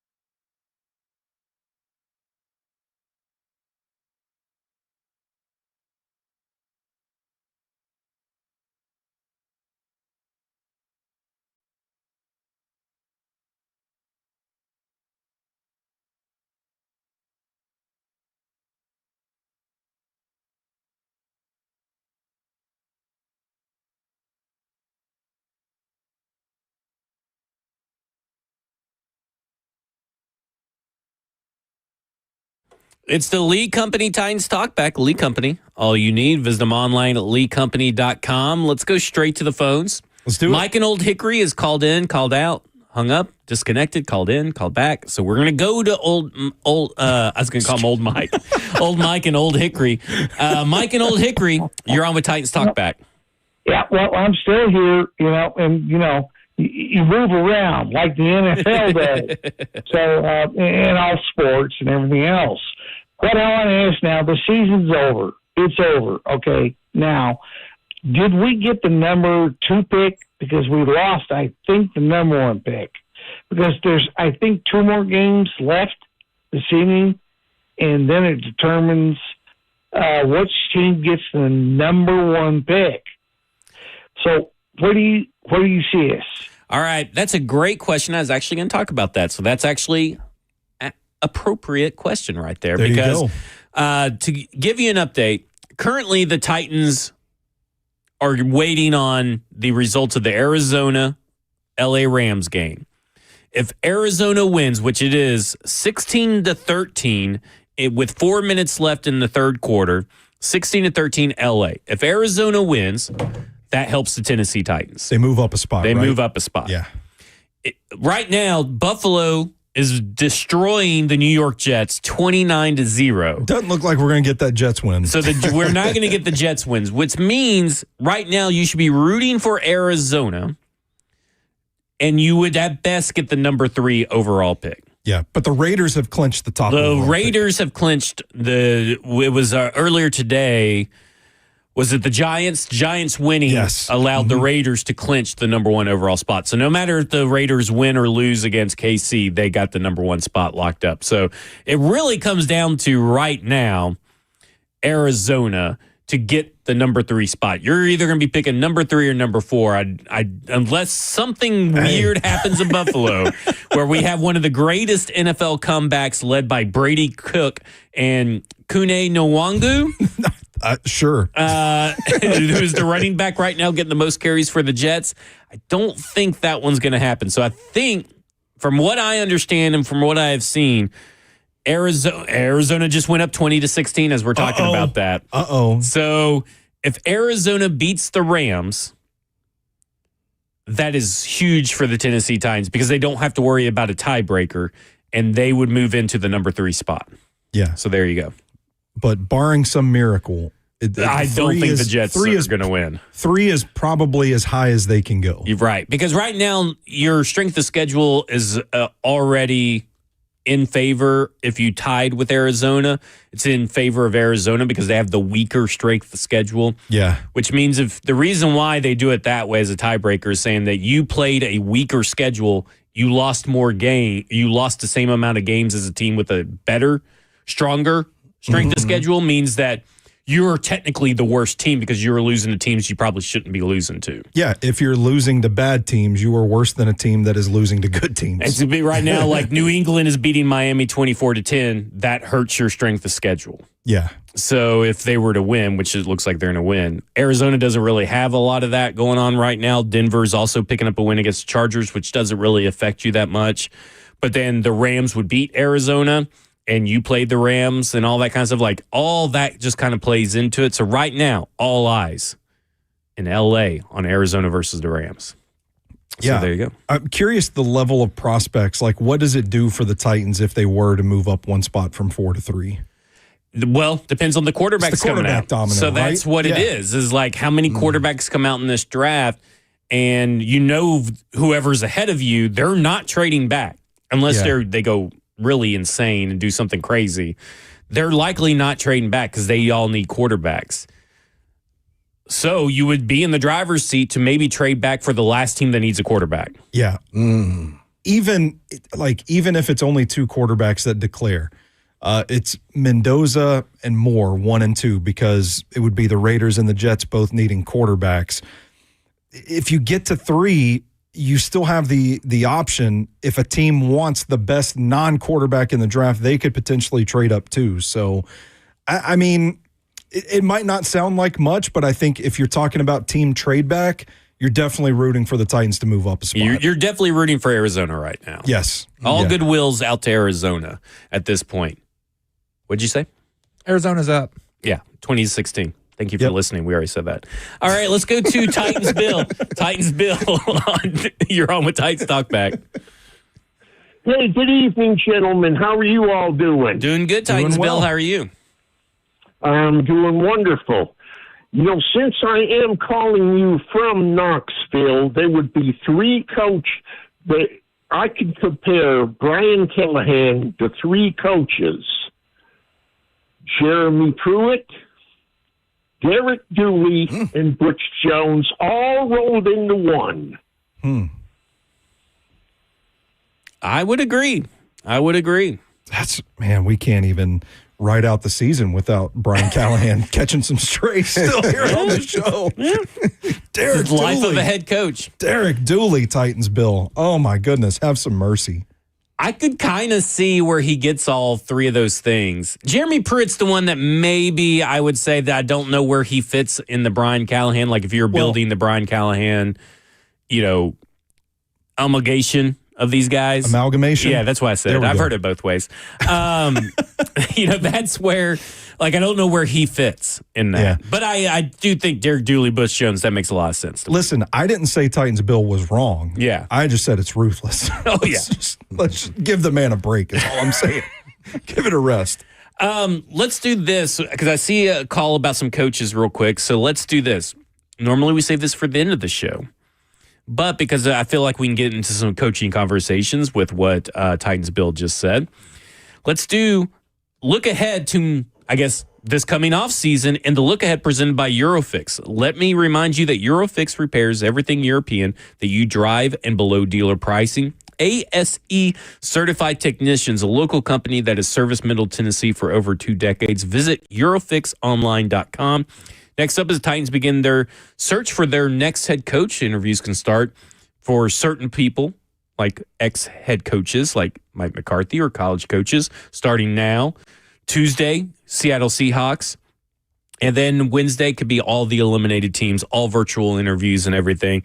We were talking earlier, Dr. Dyson, about how much coaching matters. And off air, you brought up, look at all the quarterbacks that have kind of had a little resurgence here lately. Mm-hmm. And a lot of that has to do with coaching. I know we talked about Trevor Lawrence, but you can even see how the offensive coordinator has affected the ups and downs of C.J. Stroud. Yeah. But look at Sam Darnold up at Seattle and Sam Darnold in Minnesota. I mean, both two great coaches over there that have been able to maximize his talents.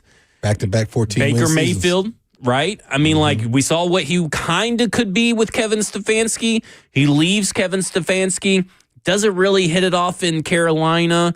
And then he goes to the Rams and Sean McVay, and I think it was a Thursday night football game where he only had 24 hours to prepare. Yeah. And he went off and looked pretty good. And then look at what he's done in Tampa Bay. Yeah. I don't know. Kind of look at these situations. They all point to how important coaching is, not only just for the whole team, but especially the quarterback. It's just that relationship with the quarterback and head coach or coordinator. It just goes leaps and bounds to the performance. I think there's a level of instilling that confidence. And I'm not talking about the confidence in your ability, the confidence in your job, meaning what I'm about to partake in. Oh, I seen this on film. Coach told me this was going to happen. Let me make these adjustments. That kind of confidence. And if you had that kind of confidence every time you step to the line, a la Tom Brady or Peyton or some of the other greats, because all these guys are talented. Right. You don't get drafted that level and not be. So what it is, the difference being is quality offensive line, that synergy with your coaching staff, and your ability to perform and overcome adversity. And that's where I felt like a lot of these young quarterbacks, especially when they're drafted high and expectations are thrown on them, and the quarterbacks of the last, 10, 15 years probably have not been able to sit and develop. They are like, you're starting. You got drafted for 1, 2, 3 overall. You're our guy. And in the end, it goes to that conversation earlier, what does that number 2 guy look like? Because that number 2 guy's got to be able to help you get prepared, but be good enough and to challenge you to be better and get better as the weeks go by. And you use Andy Dalton. Andy Dalton was a long-time starter. He actually was a Pro Bowler in this league as well.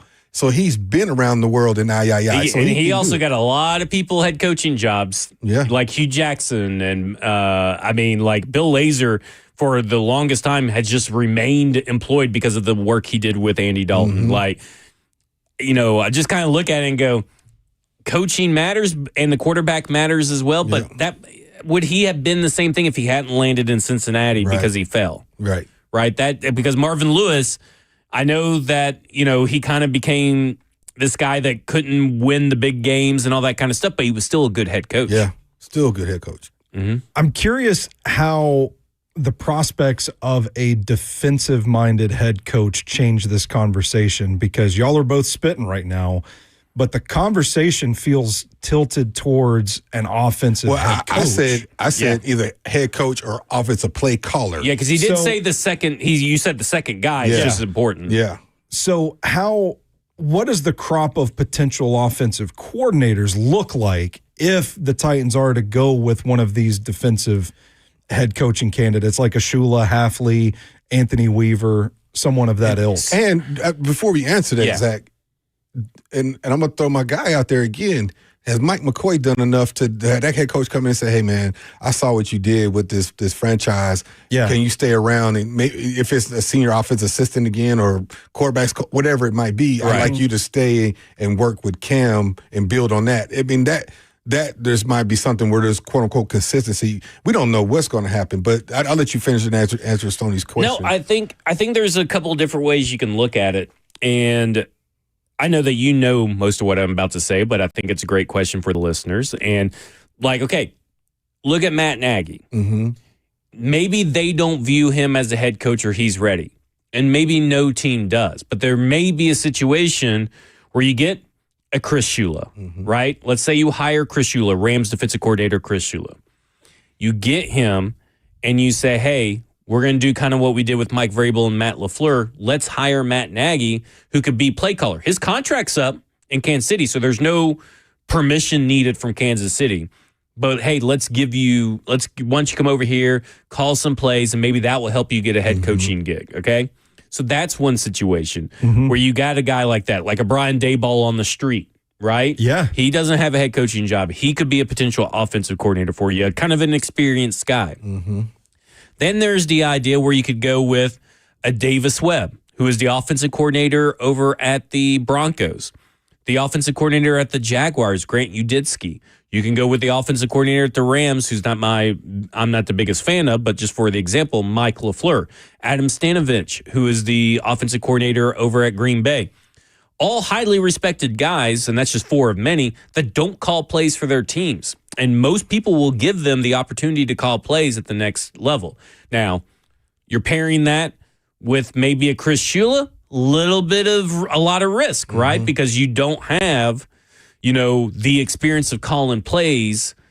You are a first-time head coach with a first-time play caller, but you can also get an experienced quarterback coach to kind of balance that out. Yeah. Or a senior offensive assistant or something like that.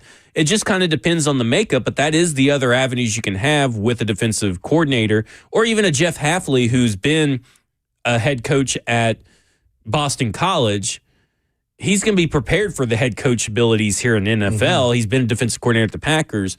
Then you could also feel pretty good about taking that risk as well. My only hesitation or cynical side to all that is we hired a head coach who had been respected as a offense coordinator, but wasn't a play caller, right? And it didn't work out. Yeah, now you definitely don't want them to be the head coach. No, but my point is he was the play caller, and it didn't work. Now the difference in it had worked when LaFleur came. He wasn't the play caller at the Rams. McVay was. Yeah. Came here, he got his own, and he had some success, and it led to him being on that fast track, and now he's had some success in Green Bay. So that's what you hope. But all those names you mentioned that haven't been play calls, but they've had the title, I don't know how many of those are like that.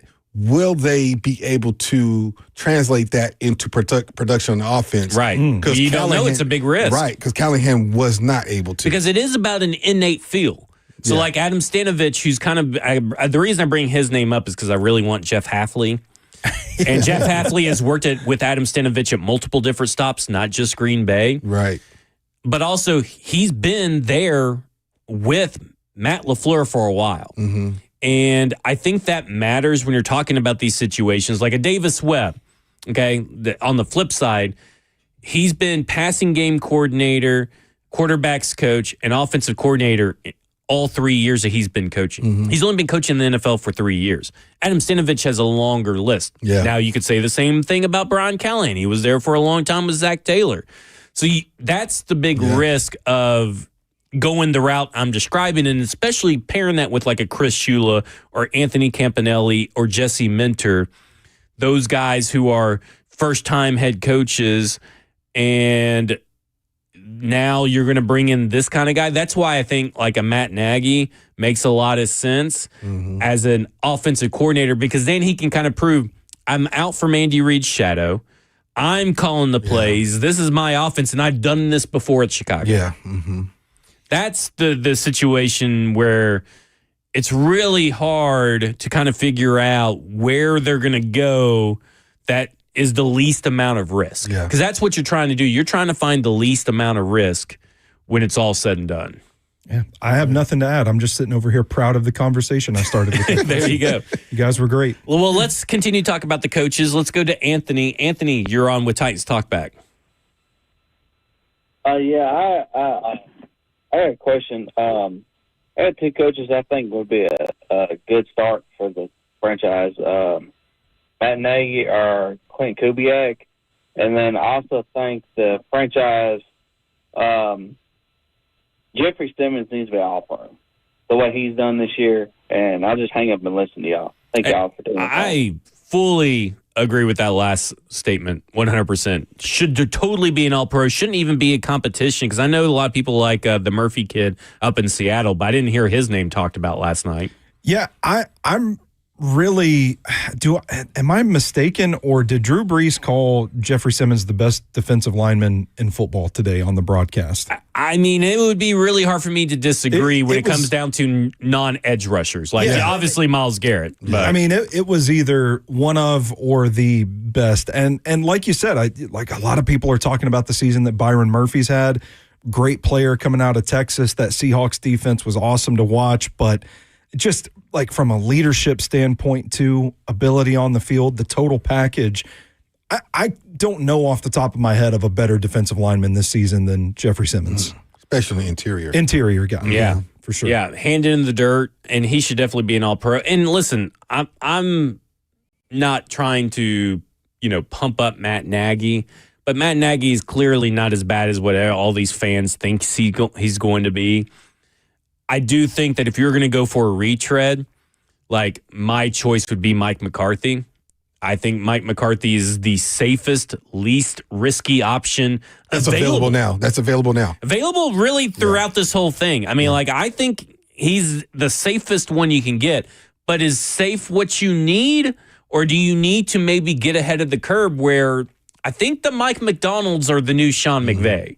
And if you can kind of jump on that train a little bit early, get a Chris Shula or even a Jesse Minter, I think you're going to be ahead of the curve of what the next hiring cycle is going to kind of look like for the next few years. Now, there's the chatter that the loser of this game tonight between the Ravens and Steelers. I mean, that changes the whole arithmetic. I was wondering if that changes your. Oh yeah. I mean, yeah, for sure. It's like if the Bills, fires Sean McDermott, and there's talks today. Jay Glazer said that even Matt LaFleur is kind of like wait and see mode right now. And if Jay Glazer says that, that's pretty telling about what's really the chatter going on.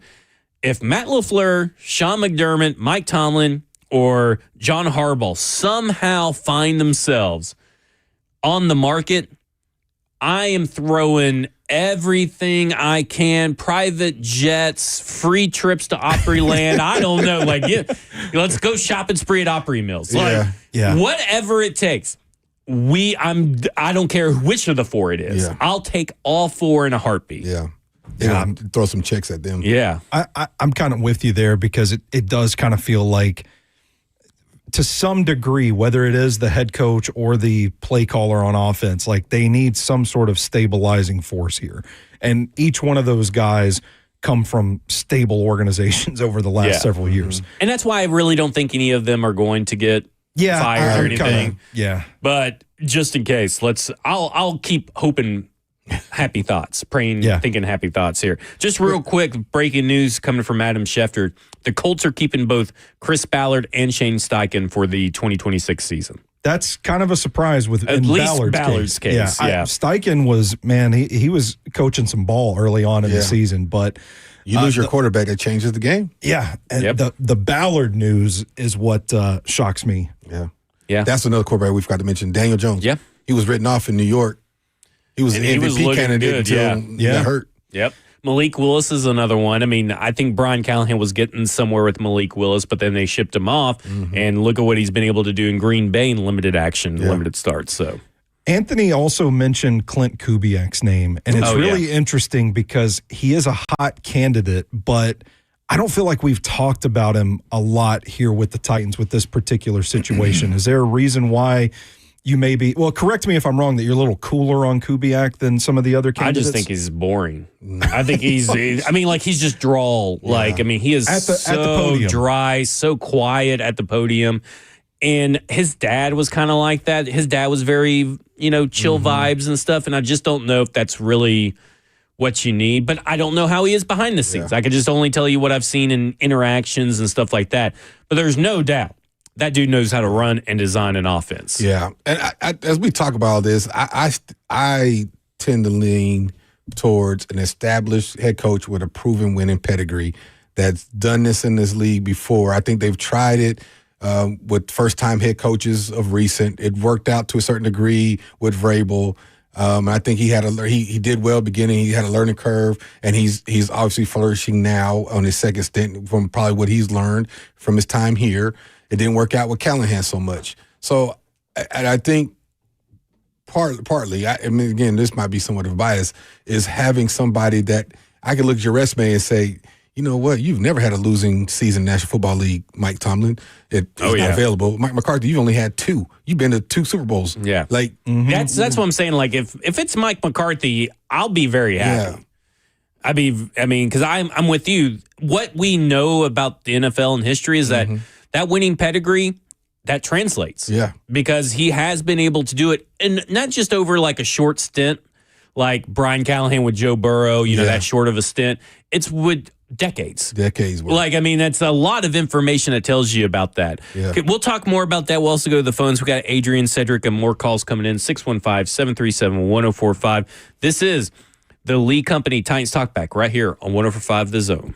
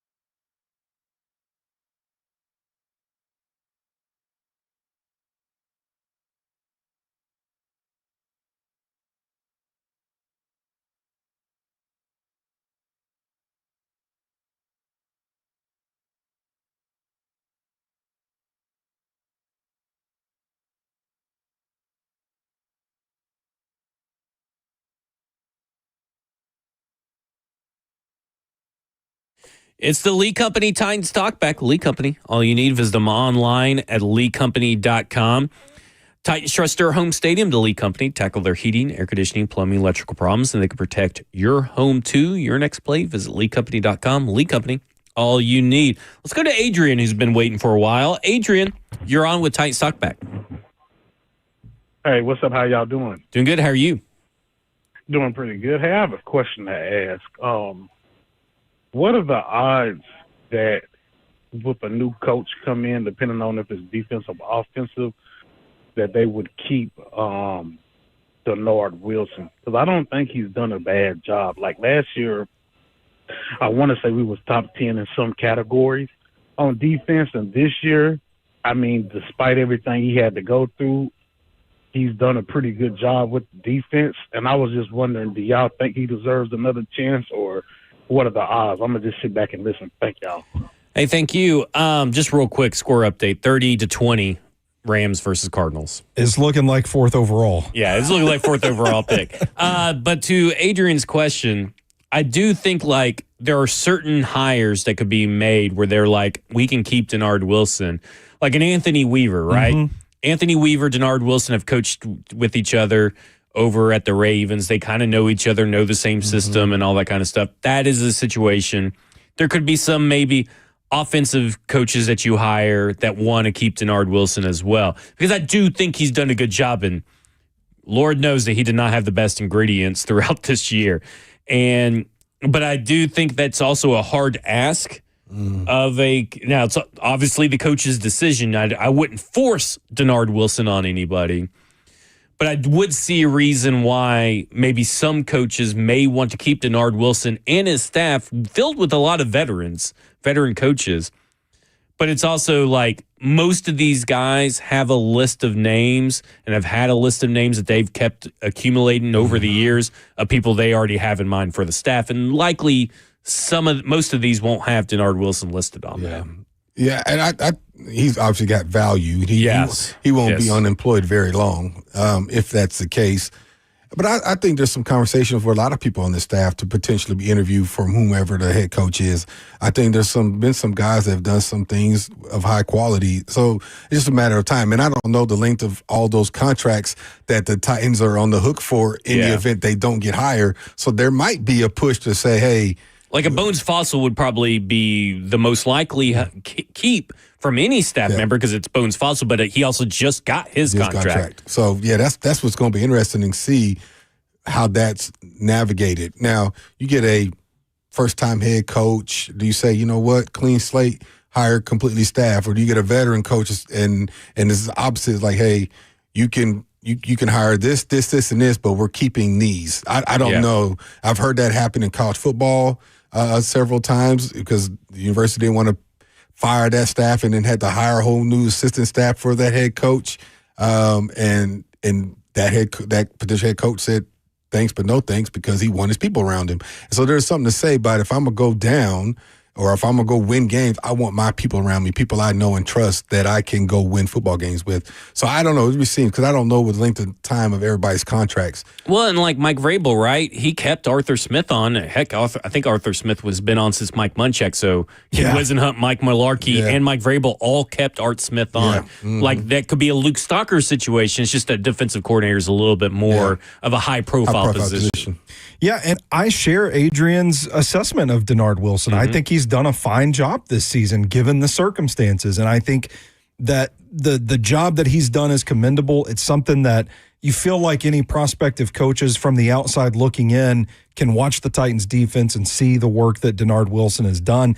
It's just that history hasn't set a particularly strong precedent of a head coach coming in and retaining coordinators. Typically, you see those guys that want to come in, like you said, Zach, like they've got a list. They're keeping the Rolodex of guys that they would hire if given the position.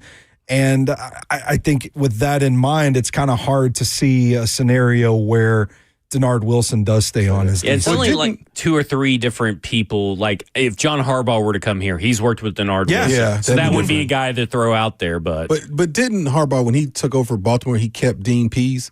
I don't recall.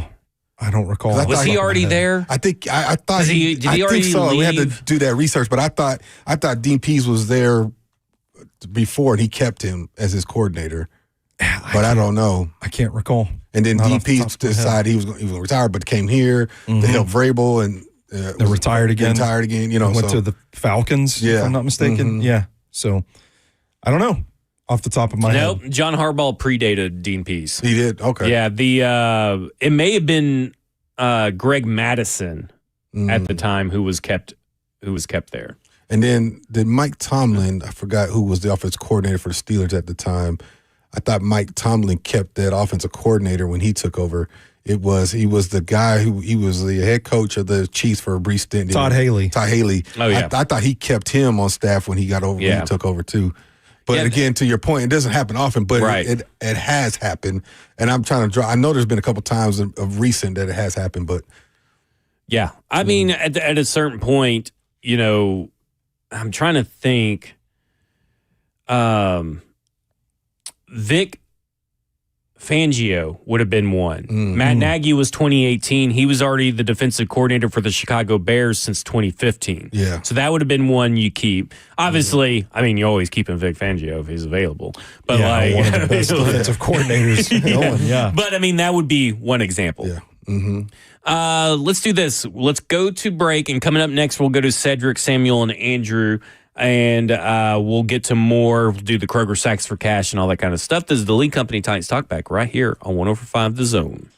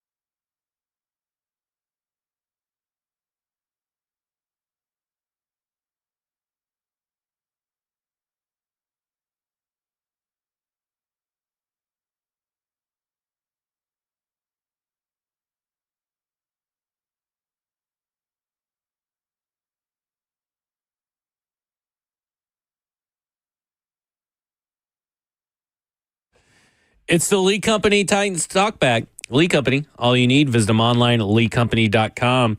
The available 24/7. Put Lee Company on your team. Tackle your home's heating, air conditioning, plumbing, electrical problems. Schedule online at leecompany.com. Lee Company, all you need.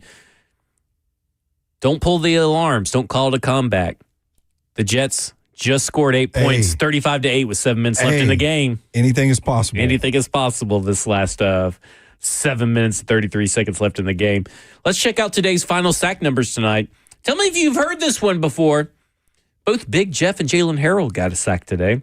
Dang. That puts Big Jeff, by the way, up to 11 sacks on the season. He broke Jarrell Casey's Titans record of 10.5 sacks from a defensive tackle. So there you go. Congratulations to him. Titans had 2 sacks versus Jaguars, adding $200 to the already $4,400, bringing the total to $4,600 for Kroger's donation to Second Harvest Food Bank of Middle Tennessee. Every time the Titans sack the opposing team's quarterback, Kroger donates $100 to Second Harvest Food Bank of Middle Tennessee from Kroger. Through its Zero Hunger, Zero Waste plan, Kroger is committed to creating communities free of hunger and waste.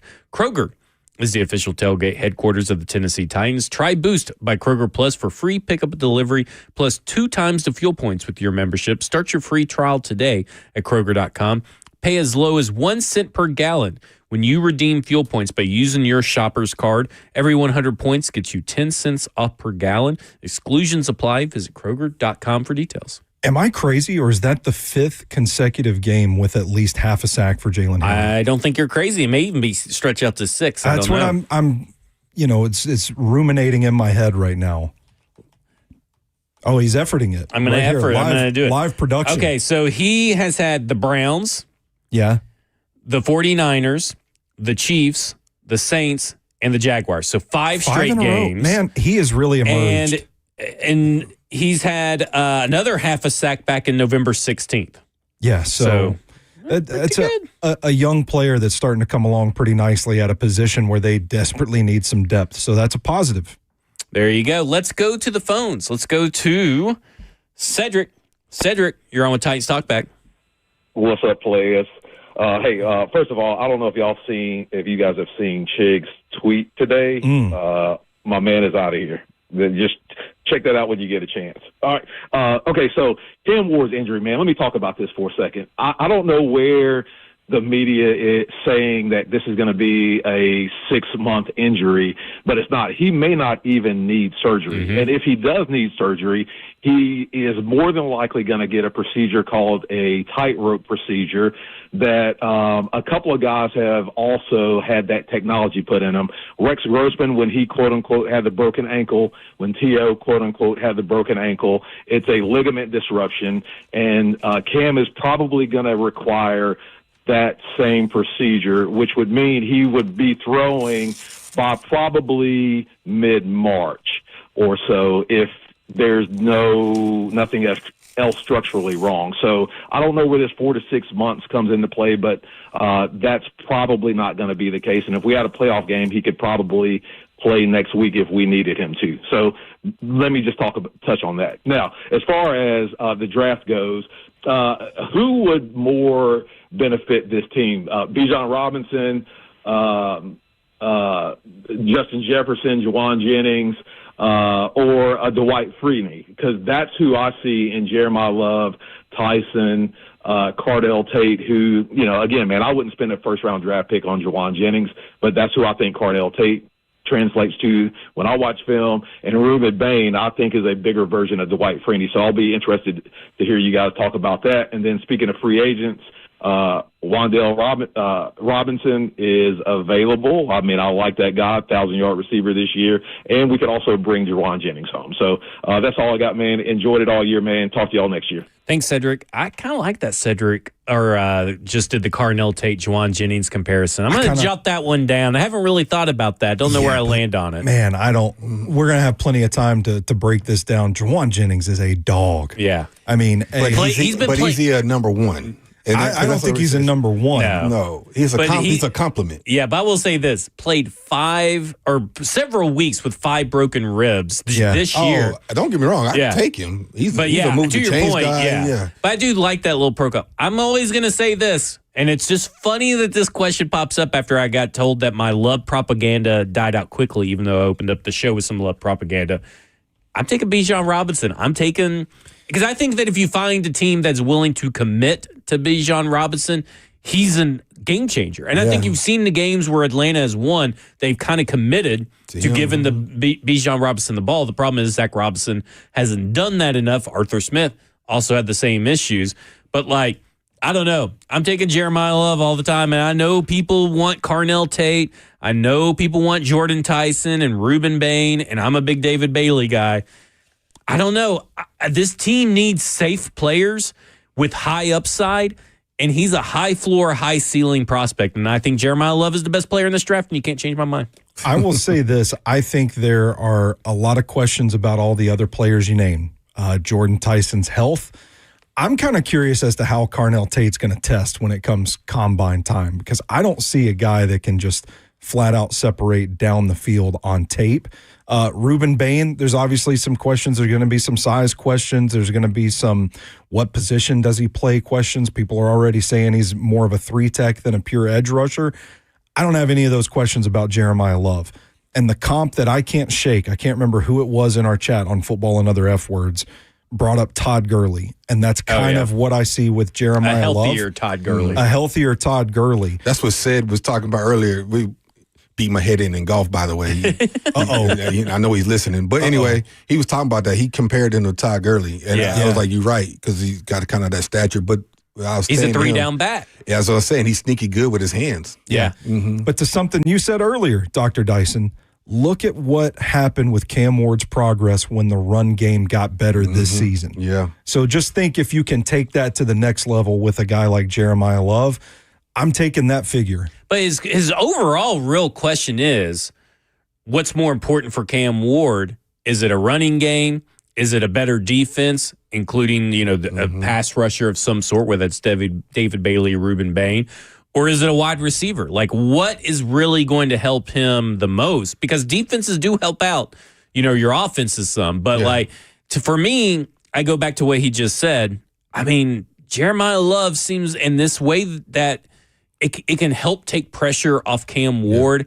Just feels like that's the way to go. Well, if we do the math, if you look at statistically, I mean, Pollard was 1,100-yard rusher. Cam was a 3,000-yard passer. And supposedly their talent is not there. He did this with 4th and 5th round picks, all around, injured receiver that was supposed to be your go-to, who had a great rapport with you in a year. A lot of injuries at the receiver position as well. Again, and offensive line that struggled early, running game that struggled early, and he did some things positively. Mm-hmm. So, yes, all those things are factors, and you want to some quote-unquote upgrade. But my point in saying that is you can still get production and win football games doing it what they did when they spread the wealth around per se. But you just want, and I'm saying you as in the general text, right? But you just want to have, I know if I need a big play, I got Jefferson on the other side, he's going to make it. I got Jamar Chase on the side, he's going to make it. I got CD Lamb over there, he's going to make it. That's what Titans fans feel like they're missing on the outside. And then on the inside, Pollard and Spears are a lot alike. And I was saying, if you look at when Pollard was in Dallas, there was the compliment to him was a bruising type back, not a shifty guy. Well, him and Spears are similar. Shifty, smaller backs. So getting him a compliment, whether he goes now into that number 2 role or I'll use y'all's guy, Love, comes in and similar to what D. Henry came in for a year and kind of was sharing the role as the compliment back, if you will, even though he was the guy, but he just had to wait his turn. And you get that, now you're building towards 26, 27, 28. But you can still have production on the outsides. We've seen from the statistical numbers that you can still have production, but a whole bunch of guys. You got how many rookies, how many downs, how many downs they played, how many catches. It's over 5,000 snaps from your rookie class. So you can get production. It's just it's not the sexy look that you see when you see a Jamar Chase or Nakua or Smith and Jimba. Did I get Yeah. it right? Yeah. I got it right. And listen, Puka Nacua was in like, what, the 4th or 5th round? Yeah. I can't remember when he actually got drafted, Yeah. but it was 4th or 5th round. Fifth round. Well, that's what I was going to add, and then I'll shut up about the draft. Another layer to Cedric's question there is I feel like if you look at this edge class and you look at this wide receiver class coming up, you're more likely to find your Jawan Jennings or your Dwight Freeney on day 2, maybe even day 3. Yeah. There's only one Bijan Robinson or Todd Gurley in this draft class. Yeah, and also look at it this way. I know a lot of people, I fully understand wide receiver, edge, and corner are obviously way bigger needs than running back. Sure. Yeah, absolutely. But there are no edge rusher, wide receivers, or corner that are as good as either Jeremiah Love or Caleb Downs. Yeah, And I agree. This team needs excellent to elite players. And those guys, and I'm not really going to be advocating for Caleb Downs, even though I understand that he's a great player. But Jeremiah Love is about as safe as you can get. I mean, I went through the stats the other day, and he's either the best or one of the best at his position, even compared to Bijan Robinson. We're talking about a guy that has higher yards per carry and yards per touch than Bijan Robinson with less, like, wear on the tires. Yeah. So, like, for me, I kind of look at those situations. I'm like, you're reaching at 4 for a wide receiver for sure. You're maybe reaching for a Reuben Bain or a David Bailey. And I love me some David Bailey, but you may be reaching at 4 for David Bailey. Like, you're drafting position, not talent. Yeah. And for me, the number one talent is Jeremiah Love. And that's kind of where I think this team needs is best player available, and the best players available on the list were really close in talent level to need, then I would be more open to, well, you got to go need. Yeah. Like if the Jordan Tyson had remained healthy, I would be sitting here saying, you go Jordan Tyson, it's a no-brainer. Yeah. But he can't stay healthy. If Reuben Bain didn't have, and Arvell Reese didn't have weeks and games go by where they're non-factors for their teams, I would be saying those guys. Mm-hmm. And David Bailey's the most consistent, but I don't know what he's going to be at the next level in terms of being able to play the run consistently. Mm-hmm. I think he could do it, but I don't know how long it's going to take him to get there. Jeremiah Love can get the ball about 400 times in year 1, and you're looking good. Yeah. That's just where I'm at. Well said. You're going to be picking 4th overall, most likely. Most likely. Opportunity to get an elite player. So go get an elite player.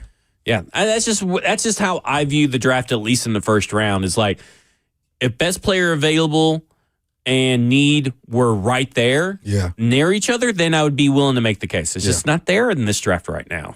Because I don't think Carnell Tate, I'll say it, I don't think he's a top 10 pick. I'm with you. He's not top 5 to me. Yeah, I think definitely he's not top 5, but he's definitely not a top 10 pick, I don't think, in this draft. Just in terms of not just what the Titans need, but the NFL in general. Like, he's never been a 1,000-yard wide receiver. He's never been a true number 1 on his team. And you don't necessarily have to be that stuff, but there are questions about his speed and his separation ability that I have with Carnell Tate. Well, let's go with the guy he replaced, Marvin Harrison Jr. Yeah. If he's there at 4? Yeah. Yeah. I think you would say that. Mm-hmm. Yeah. Malik Neighbors would be another case like that. You would Mm-hmm. say that, I would take Malik Neighbors. I just don't think Carnell Tate's on that level. Now, it's a bad draft, but I just don't think he's on that level. All right, coming up next, we're going to round out the show and go Samuel and Andrew and take their calls. This is the Lee Company Titans Talkback right here on 104.5 The Zone.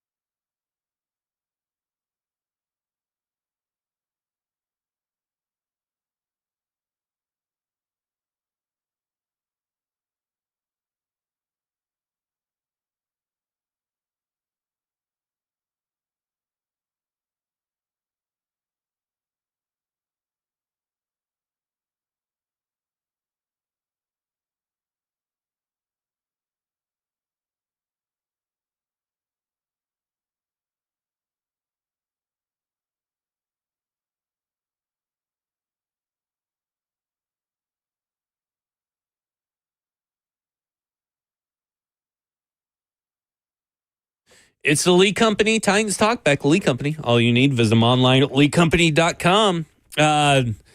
The dream is dead. Yeah. The Bills won 35-8. Who could have seen that coming earlier in the show? Holding out hope there for a big comeback from Brady Cook. The Rams also beat Arizona. Titans are locked into the number 4 seed. Yeah, so there it is. Jeremiah Love season. There you go. I don't think there's any tiebreakers that can happen with these last 4 games that would affect the Tennessee Titans to be able to move ahead of the Cardinals in the draft. So Love at 4 seems like a given. Yeah, that's where we're at right now. That's where we're at. There you go. All right, let's go to Samuel. Samuel, you're on with Titans Talkback. Hello, I got 2 questions to ask. First, that Cam Ward shoulder injury, do you think that changed the course of the game? And second, do you think Titans should draft a wide receiver? What do you think about those 2 questions? Who was your second question? I'm sorry. Like for like the 4th pick, do you think you should go after for a wide receiver? What y'all think? Thanks. Yes, I do think. I think the way the opening drive started with both the defense and the offenses and their performance, I think Cam Ward going out changes everything for that game. Oh, yeah. Doesn't mean they may win, but definitely I don't looks think it better. goes better than that for sure. Yeah. Yeah, I mean they were clicking on both of the opening drives for the defense and the offense. I think losing Cam Ward in that game had a catastrophic impact on it. Yeah, and I think it had an impact on what are we going to do now? Morale. You know what I'm saying? Like morale. Yeah. It's like, what's going to happen now? Yeah. How are we going to compete and win? And sometimes that can happen. And it's a young team, right? Like not everybody on this team has experienced adversity. You could tell it didn't affect Jeffrey Simmons. It didn't affect Cody Barton. It didn't affect a few of the veterans, but you could probably tell oh man, I think it's over. Yeah. That's what it felt like for sure. As for wide receiver at 4th overall, we were kind of talking about the receiving class a little bit during the break a little bit. Anybody worth taking there? It's just Jordan Tyson is the only guy I would really entertain it for. But again, when's the last time you've seen the Tennessee Titans draft a guy with a lengthy injury history and that guy not have a lengthy injury history? Yeah. And 4, though, I don't know. It's not about the need, Samuel, because they need a wide receiver. It's just about they need the value. 2 wide receivers, 5 cornerbacks, 3 edge rushers. Yeah. They need it all. Yeah. I'm not even that's what they need. 2 more guards and a center. Yeah. And some of that's going to come in free agency, but I mean, maybe that's why you should probably spend. And I'm not the greatest fan of taking this route, but maybe that's why you spend a lot of money on Alec Pierce. Maybe that's why you keep Calvin Ridley for 1 more year since she's already under contract, because the stars may not align for you to take that premier talent, because that premier talent has such high risk at the number 4 spot. You can still draft an Elijah Surratt, out of Indiana in the 2nd round, or Chris Bradsler. Maybe you take your chance on an injured wide receiver like Chris Bell, and maybe the 3rd or 4th round if he falls. Yeah. Like there are guys like that you can still find. Look at the wide receivers around the league. More often than not, a lot of these guys are not first overall picks. Most of them are not even top 4 picks. Some of them not even top 10. They're usually out of the top 10. A lot of 2nd round guys. A lot of 3rd round guys. Those are where you can find some wide receivers that can still provide you production. They may not turn into ones, but look at Ladd McConkey and Ricky Pearsall. When they're on the field, they're 2nd round picks. When they're on the field, they're producing. And they're reliable targets. And that's really what this team needs, is a bunch of reliable targets. Yeah. I agree. I think one of the things we get, you look at numbers of I'll just use McCool because him and Smith and Jimba, they're having one of those type years. Whether they duplicate this in another year or not remains to be seen. But this is one of those, wow, look what they accomplished this year. That's unique. And I think we see that, as you say, I want one of those, but that doesn't necessarily equate to wins. I think you would get sidetracked by stats and individual play when we're trying to build a team. And we want consistent play as a team that wins football games. I think for the most part, I'll just use the Chiefs as an example. Aside from Tyreek Hill, who was a 5th round pick, and he built himself up from a return man into a number 1 for them. aside from that, who has the Chiefs been having when you would say the number one receiver? Now, Kelsey, for the long stint, was their number one option. And that's kind of why they've gotten into this issue that they're in with their rosters, because they don't have – Rashee Rice just can't stay available, whether for suspension purposes or injury purposes, the whole season. Yep, and that's my point. And would you say Mahomes has been a bust? I'm being facetious, but I'm saying, like, he's still productive, throwing for, not 4,000 yards this year, but he probably would have, even with guys that you wouldn't consider on the same level as Jefferson or Chase or Nakua or whomever. Like, he's there, he's still able to have production. And matter of fact, he's still doing that without a quote-unquote bona fide number one running back. Right. Sometimes they run 3-man rotation back there. Speaking of, the Raiders have won the game 14-12 versus the Chris Oludekun and Shane Buechele. Buechele is also, he has thrown 12 passes for the Chiefs. So look at that. Yeah. Speaking of the Chiefs, but yeah, so the Raiders won. That doesn't really affect anything, but the Raiders won. We'll say this too, like Rashee Rice, like we were talking about, when he's been healthy, he's been good. 2nd round pick. Yeah. That's what I'm saying. Like, maybe, if there's a scenario where if the Titans are able to trade down, you look at a guy like Mekhi Lemon. If you're not watching the USC Trojans, if you're not watching that game, brush up on some Lemon, because he's a good wide receiver. Yeah. I mean, that's just kind of how I look at it, is that I wish the Titans were in a different draft position or have the ability to trade back, because I do want them to draft a wide receiver and edge. The value's just not there at 4 for me. Yeah, I agree. Would y'all take, say, San Francisco calls, we'll give you Christian McCaffrey for that 4th pick because they want to go get Love? Ooh. Oh, man. No, I don't think I could do it, because that's definitely fear-driven, is not logic-driven. Fear-driven, because I know that as soon as he steps foot in Nashville off the plane, he's snapping his ankle. Because that's just what's happening to the Titans. I could just see it. In theory, though, he's helping you at running back, and he's probably helping you in the passing game. Yeah, in too. theory, if you could find a Christian McCaffrey, that would be great. But I mean, I like where your head's at. It's like, because I mean, someone the other day said if you could get a first, and if you could only have to give your 1st and your 3rd for A, either Justin Jefferson, or B, Max Crosby, would you take it? Well, yeah, for those two guys, for sure. You bet. Only a 1st and a 3rd? Yeah. I'll do that for those two guys. Christian McCaffrey, I think that one is just like the injury. That's fear-driven, like I said. Just pure fear-driven for me. But yeah, so Titans pick at number 4. They're locked in number 4. I think it's going to be an interesting discussion. Obviously, the draft is still in April. And we got some time. We got time. We got the Senior Bowl to kind of fill out some draft boards. We got the $100 million in cap space for the Tennessee Titans. They got extensions and stuff. Like tomorrow, they can officially they can start either extending Peter Skronsky or go ahead and pick up his 5th-year option. They can do that with they can start negotiating contracts with any of those 2023 draft picks. I think Peter Skronsky is going to be the only one they do, but, who knows? So, to me, this is a big start. Like, this is the last Titans Talkback. Gonna miss it. Now I'm sad. I know. Thank you guys for the memories. I've enjoyed it. Yeah. I always enjoy Titans Talkback since I started doing it last year. So, Stoney, you've been a great addition. Well, as always, Dr. Hey, Dyson, it's you've been fun. It's been fun. Listen, in a year where we suffered through the last 2 years, like me and Dyson have on the radio, to still be able to have fun and enjoy, sticking around for like 3 hours talking about a game that was ultimately boring as crap. It's pretty fun. It's pretty fun. We get to talk ball. To talk ball. Parting thoughts. I'll start with you, Kevin Dyson. Man, I think I'm excited for the offseason, probably as much as any offseason over the past 25 years. I think, without rushing to the end result of 2026, 27 season, I'm excited to see what they do. I think they have a prime opportunity. They're first out the gate. They got a quarterback. I think you got some things on defense that excites people.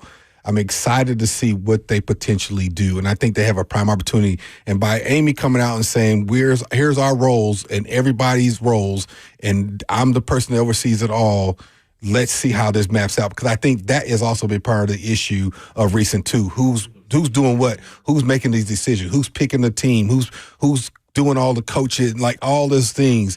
Let's reset, start this thing right, and get this thing moving in the right direction. Yeah, I think we've learned this season Cam Ward's a dude, Jeffrey Simmons is a dude. There's an intriguing bedrock of talent youth here. Team played hard this season. The franchise is at a crossroads. Got to get the head coaching hire right. Don't do the bed. Yep. Don't do the bed is the radio version. Actually, my New Year's resolution. Don't do the bed. Good luck with that. Thank you. All right, that will do it for us. This has been the Lee Company Titans Talkback for the Dr. Kevin Dyson, for the scholar Stoney Keeley. I'm the Professor Zach Lyons, for Miranda Lambert. Titans radio coverage is produced by Joseph Bonanno. Studio producer Justin Hawkins. Studio host Lucas Panzica. Promotions director Rich Ferris. Director of Sales, Hunter Rice. General Manager, Allison Warren. Operations Manager, Paul Mason. Executive Producer, Rep Bryan. And for the Grand Poobah, behind the glass, has been with us for all 17 games, Jackson Williams. This has been the Lee Company Titans Talkback right here on 104.5 The Zone.